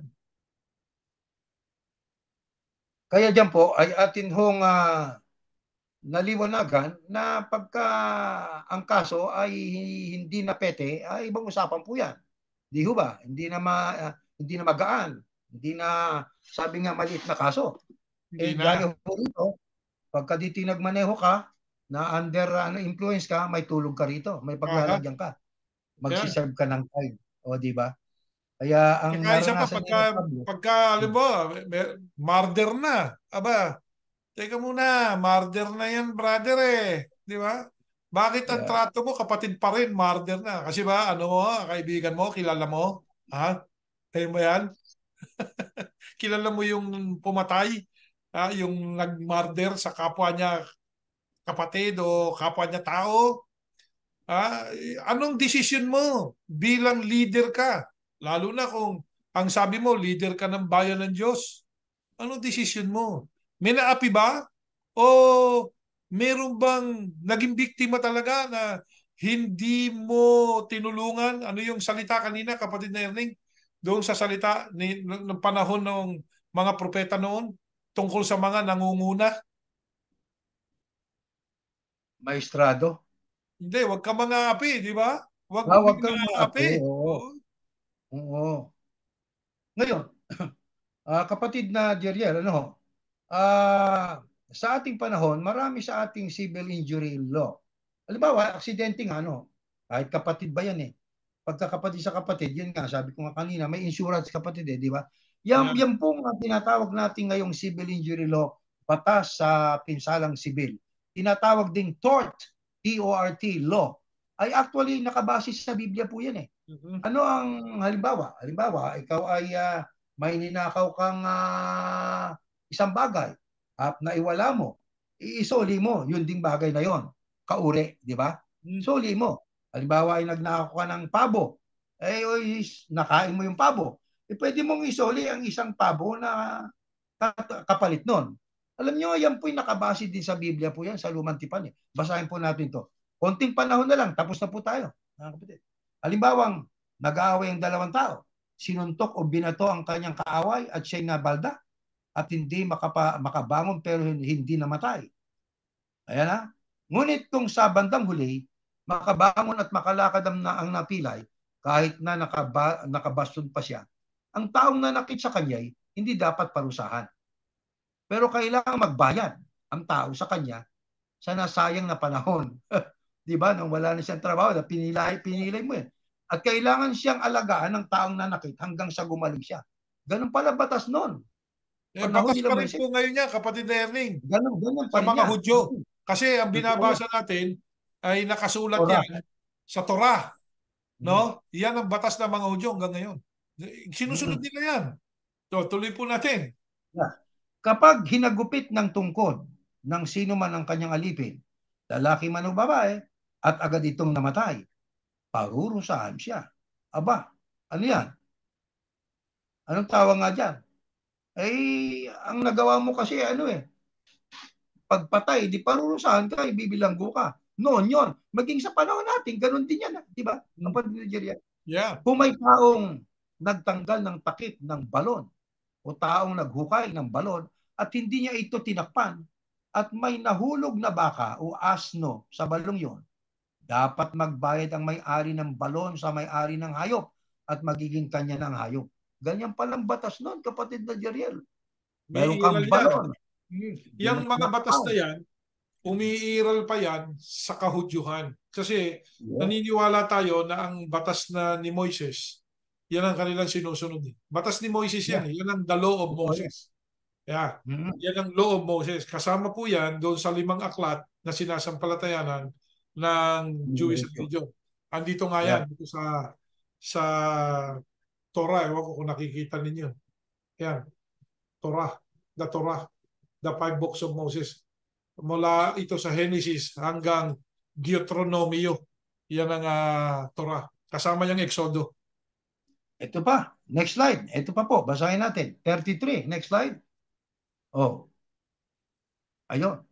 Nabasa na pala natin yung 33, no? Sa makatwid yan po, kung tawagin po yan sa panahon natin, yung binasa natin kanina, magbabayad ka ng asno kung ang asno ay nahulog doon Yeah. sa balon, hindi mo tinakpan yung balon. Ang tawag diyan sa panahon natin ay restitution. Oo, pagbabayad, 'di Yeah. ba? Usong-uso ngayon 'yan diyan sa korte. Maraming nagbabayad ng restitution dahil sa napinsala, may napinsala siya. Minsan ang restitution umaabot ng daan-daang libong dolyar eh. Binabayaran niya yun habang buhay siguro, unti-unti. Yeah. Restitution, di ba? Ngayon, Umiiral, yung ang batas ating, na yan. Umiiral yan. Yan yeah, sa inyo nga, nasa korte kayo, yeah, umiiral yan. yeah, totoo yun. Ngayon dito, sa ating babasahin, ito yung panahong Kristyanismo na. Dumarating ang magnanakaw para lang magnakaw. Totoo naman, kaya nga magnanakaw pumatay at mangwasak. Ngunit dumating ako upang magkaroon ng mga tao ng buhay na ganap. Sa loob ng bahay niya ay tumayo si Sakyo at sinabi, Panginoon, ibibigay ko po sa mga mahihirap ang kalahati ng kayamanan ko. At kung may nadaya kong sinuman, babayaran ko. Restitution. Babayaran ko ng 4 beses ang kinuha ko sa kanya. Kaya ang magnanakaw, pag nahuli, may paglalagyan. Bilanggo. Di ba? Ba? Itong si Sakyo naman, tax collector ito kapatid na Jeriel Nang Aha. siya'y sumampalataya kay Yahushua, nangako siya. Sabi niya, kung may nadaya ako, babayaran ko 4 beses ang kinuha ko sa kanya.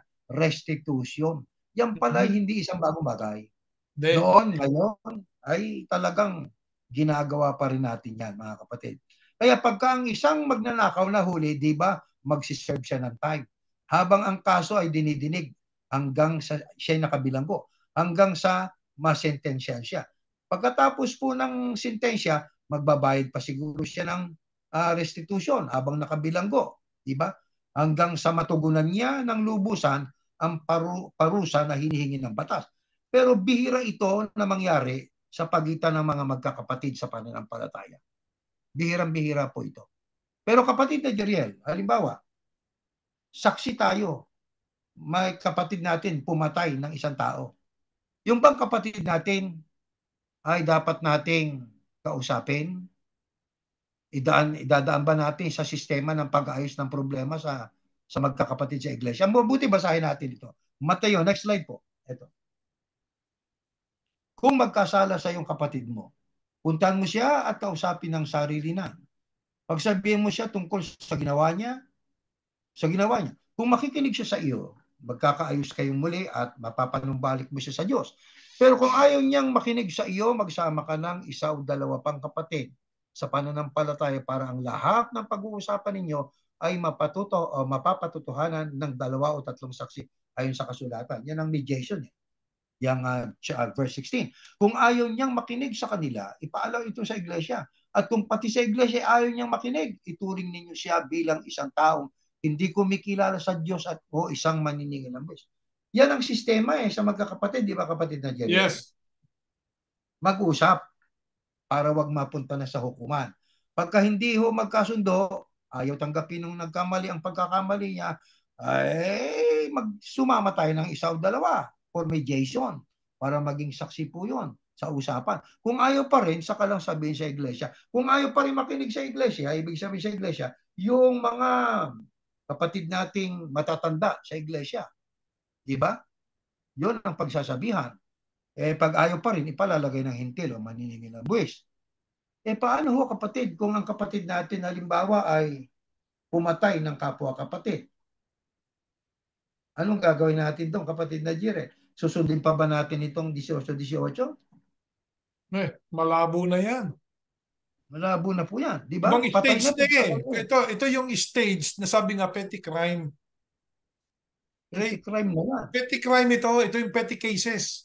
Hindi natin kailangan magdemandan sa petty cases. Ito dapat natin gawin sa petty cases. Mag-usap kayo, brother. Isinuot yung Petty lang. tsinelas mo, hindi nagpaalam sa'yo. Mag-usap kayong Petty lang. dalawa. Di ba?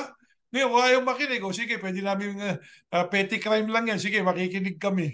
Di ba? Magsama ka ng mga petty crime lang yan eh. Insignificant cases yan eh. Yeah. Pero yung sinasabi ni kapatid na Ernie, tingnan mo na, murder na to ah. Yan ba'y kasama pa dito sa gagawin nating sistemang ito? Ano na kasunod yan, kapatid na Ernie? Aba, ang sabi niya kapatid na Jeriel, bilang bilang isang taong hindi na kumikilala sa Diyos. O Yeah. di ba? Sino ba ang mga taong hindi kumikilala sa Panginoon Diyos. Eh di, yung mga nakasulat dyan sa babasahin natin kasunod. Ayan, Ito, next slide. next slide. Ayan.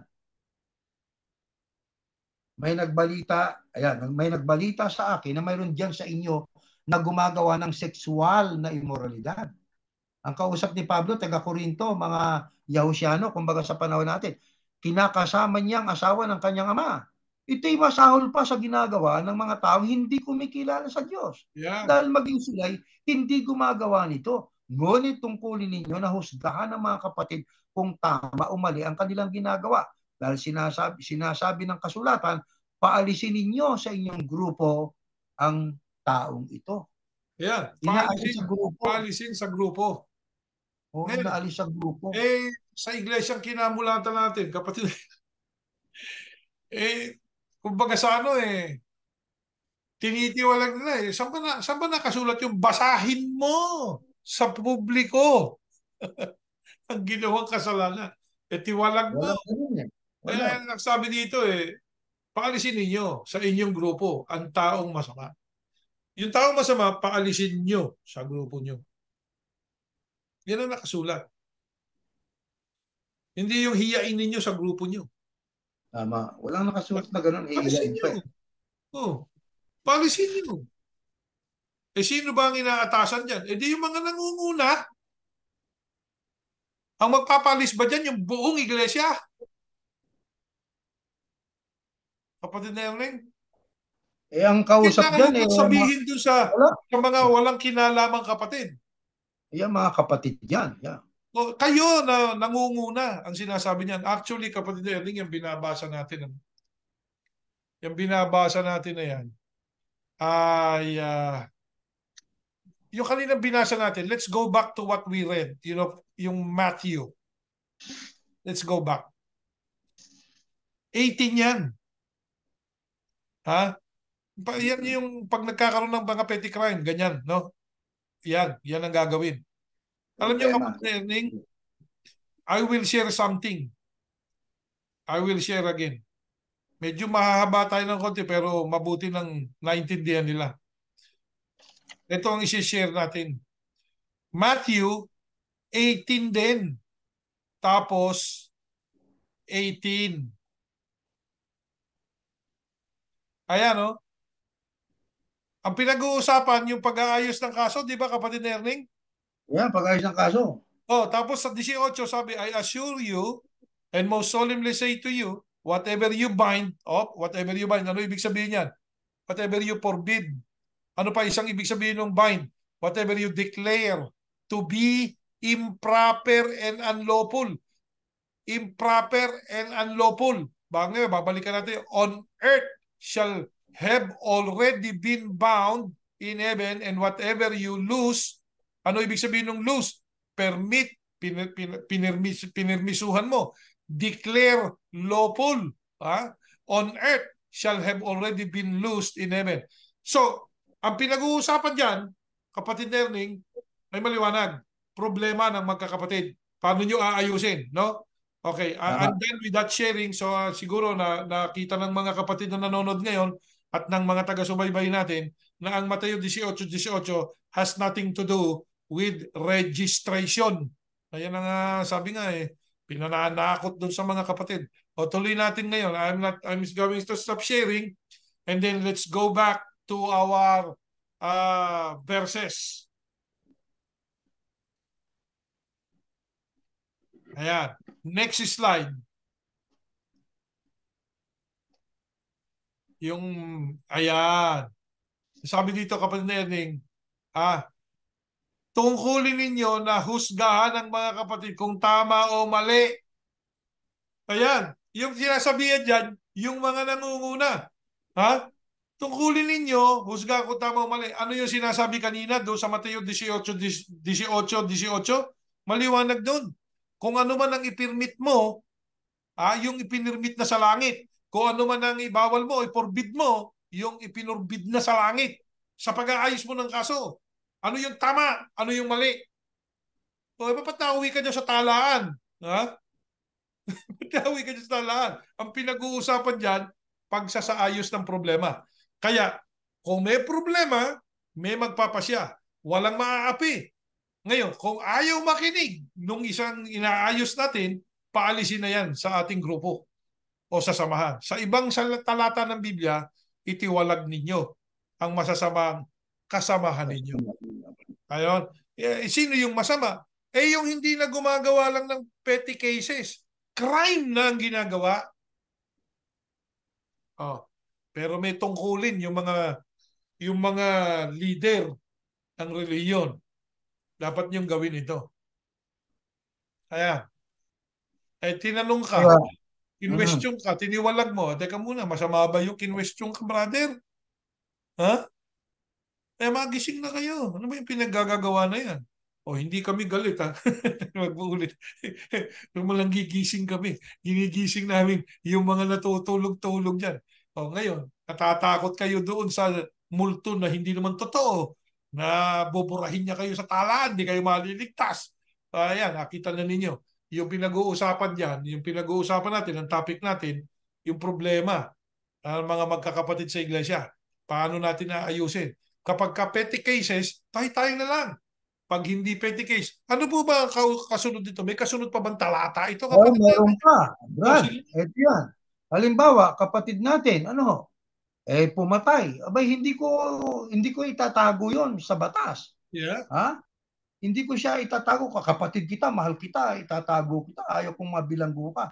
Kapatid, napatunayang ng gahasa, pumunta sa atin. Tulungan niyo ako. Ako'y hinahanap ng mga pulis. Ano ginawa mo? Nang gahasa ako. Aba, teka muna. Ano gagawin natin doon? Atin bang kukonsintihin yon? Ito ang dapat gawin. I-report natin sa pulis yan. Bakit? Yan. Immorality na yan eh. Labag na sa batas ang ginawa niyan eh. Anong trabaho ng batas? Ito, anong tungkulin natin? Next slide. Ayan. Ayan, babasahin po na Roma.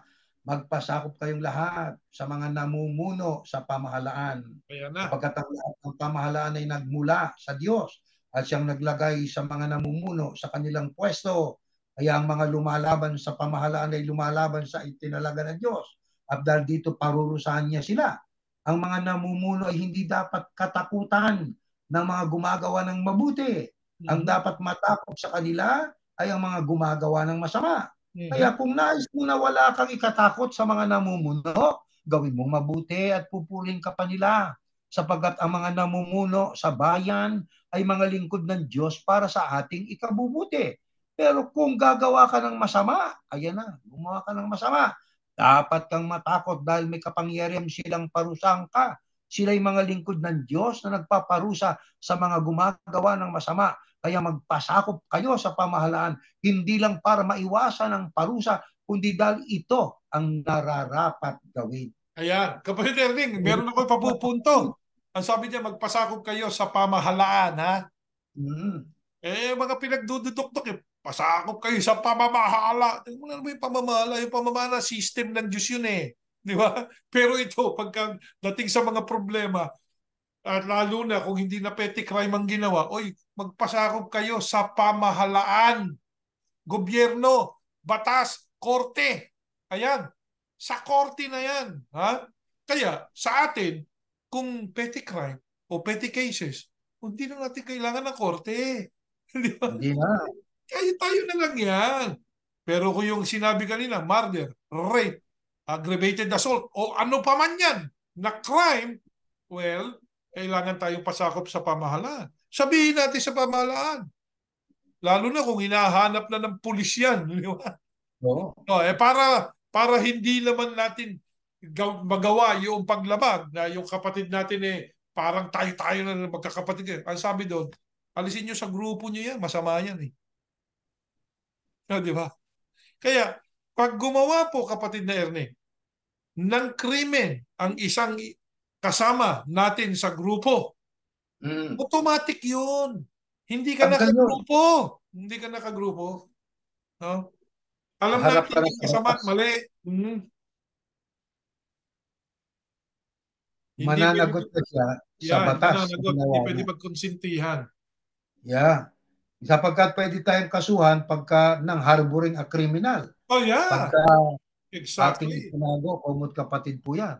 harboring a criminal. Nako, Oo, kumbaga sa ano, kasapakat ka niyan. O, di ba? sa pakat.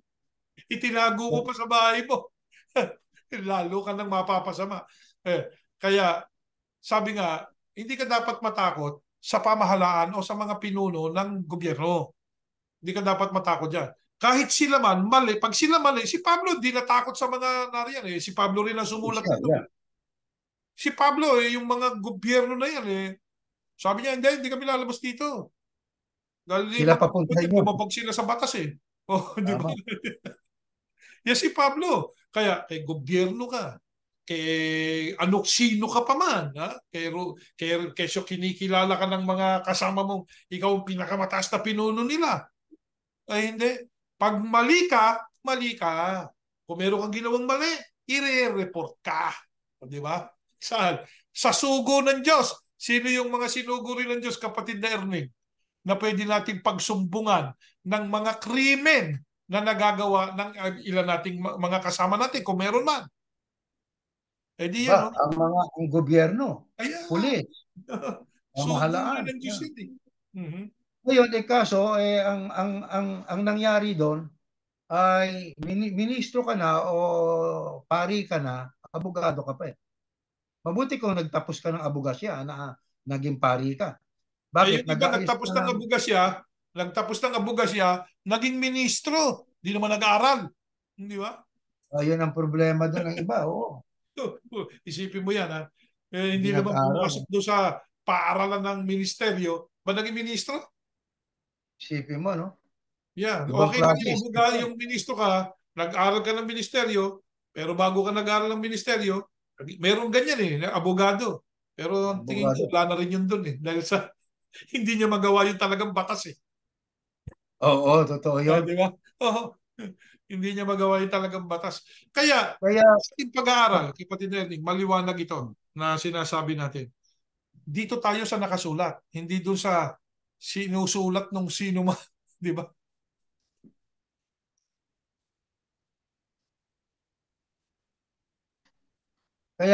kaya itong ating napag-aralan, no, imperfecto ang tao, imperfecto ang mundo, kaya nagkakagulo-gulo. Kaya tayo tinuturuan ng Diyos ng paraan kung paano natin dapat pakitunguhan at kung paano natin dapat ayusin ang problema, Mhm. depende sa bigat ng problema, kung petty crime lang o petty na mga thing lang amongst us, dapat magkasundo tayo. Yes. Mahiyahiya naman tayo kung dadalhin pa natin yan sa hukuman sa mga taong hindi kumikilala sa iglesia o sa Diyos. Ano ho? At hindi kinikilala ng iglesia.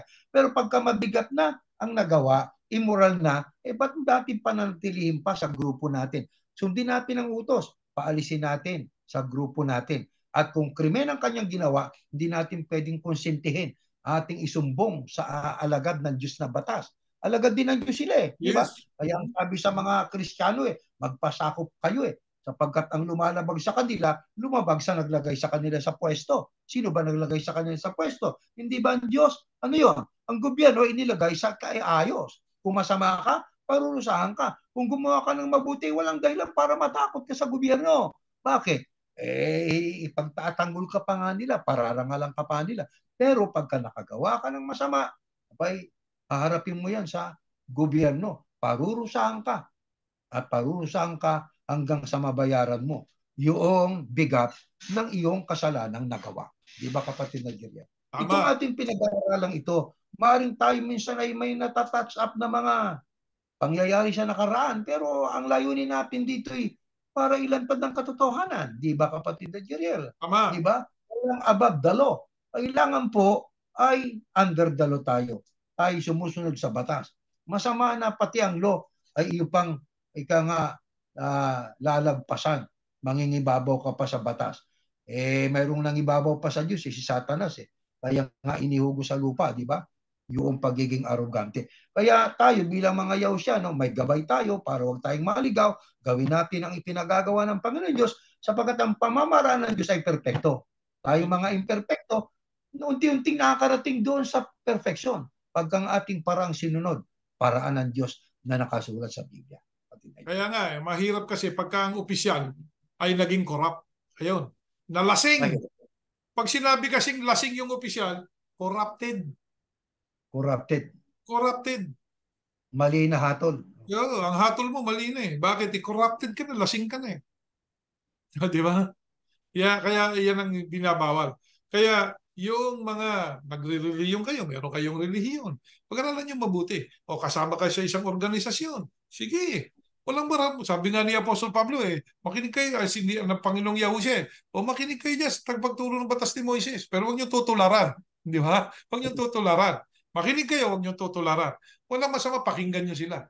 Kapag bubuklatin nila sa inyo Biblia. Pero meron kayong 50%. Tiyakin niyo yung binuklat sa inyo, yung ba talaga ang mensahe? Ngayon, meron pa tayong napatunayang isa. Ginagamit yung salita ng Diyos para kayo kontrolin sa talaan. Hindi naman pala yun ang mensahe. Pinag-aralan natin. Ang mensahe pala doon, pag-aayos ng problema. Kaya nasa sa inyo ngayon yan, mga tagapakinig. No? Huwag kayong mangimi. Sabi nga, sa pakikinig at sa paglalantad ng katotohanan.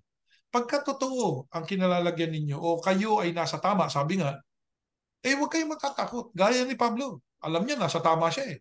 At kahit na, sabi nga, gawin nila, ito ay kunin nila itong buhay na ito. Sabi nga, ano ba magagawa niyang mga pumapatay ng katawan? Kaya lang nilang patayin katawan eh. Hindi nila kayang patayin ng kaluluwa eh. Mas takot ako sa Diyos eh. Bakit? Ang Diyos pwedeng pumatay ng kaluluwa at ng katawan. Aba, mas nakatatakot yun. Pero yung mga taong magbabanta o ano pa man, hindi kinatatakutan yan. Natural lang sa tao, papanaw eh. Ngayon, hinihiling natin sa Diyos na ingatan tayo. Pero higit sa lahat, para tayo ingatan ng Diyos, sampalatayan na natin yung sinasabi niya. Sundin natin. Kaya sa iglesia ni Yahusha, inaakit namin kayong makinig at magdesisyon kayo. Ito ba ang relihiyon na sa palagay ninyo ay magbibigay sa inyo ng malinaw na aral at kaligtasan? Tingnan ninyo. Suriin ninyo. Tanungin ninyo ang mga itinuturo ng Biblia. Ito nga ba yun? Ayan, kapag narinig, salamat sa gabing ito, tayo nakapag-hayag uli sa kanila. At kapatid na Jeriel, sa darating na Bible study, kung luloobin ng Panginoon Diyos, tatalakayin natin yung masama bang magpatato? Yeah. Yeah. Masama ba, oo. Masama Yeah. ba magpahaba ng bigote, magpahaba ng buhok? Wala tayong problema sa buhok eh. Yeah. Tayo naman ay wala ng buhok na. Pwede nating talakayin yan, mga bagay yan. Mahalaga yan kasi yan, mga kapatid, para hindi tayo mag-cross the line. Di ba? Katulad niyan, yung iba nagko-cross the line eh. Di ba? Yung iba naman, ayaw kumross ng line. Dapat mo nang i-cross. Ayaw mo pa i-cross. Dahil, Dick, magkakapatid kami. Ay, nako. Nilabag mo na yung kalooban ng Diyos. Nawa po kami ay sa tulong at awa ng Diyos ay kaawaan pa niya na maging kasangkapan niyang muli sa darating na panahon at inaanyayahan po namin kayo na dumalo sa ating mga pagsamba. Napakagandang leksyon pong muli ang nakahanda para sa ating pagsamba para sa ikalalakas po ng ating loob sa harap nitong kaguluhan ng mundo na wala na palubanan ng paluba. Ano po? Kahirapan at iba't ibang mga kaguluhan. Tayo po ay umaasa na nalwalhati natin ang Diyos sa ibabaw ng lahat. Mananalangin po tayo, kapatid na Jerry.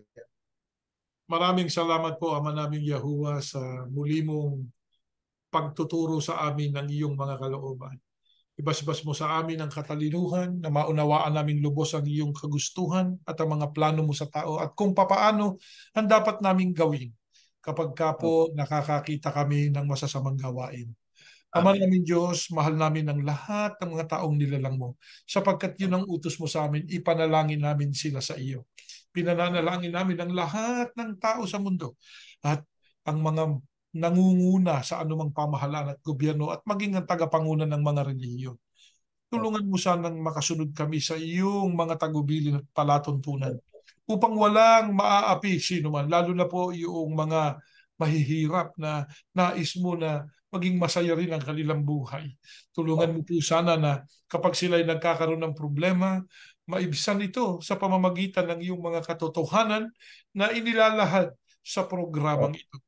Ama, basbasan mo po ang aming mga kamag-anak, ang aming mga mahal sa buhay. Huwag nilang ikagagalit ang aming mga sinasabi. Kundi magsuri din sila. Suriin nilang mabuti. Huwag kami ang suriin nila. Suriin nila ang doktrinang ipinakain sa kanila. Kung yun nga, Ama, ang iyong mga katotohanan. Tumutulong kami para nila makita ang katotohanan ito. Ipinakikita mo sa amin ang mga kamalian na itinuro sa amin. Kung ito po ay itinutuwid mo na, Ama, tulungan mo po ang aming mga mahal sa buhay na magpatuwid sa iyong mga palatuntunan. Umaasa kami na kasama ka po namin sa magdamag na ito. Ililigtas mo kami sa mga kaguluhan ng sanlibutan. Sa pangalan po ng aming tagapagligtas, si Yahushua Hamashiach. Amen. Amen.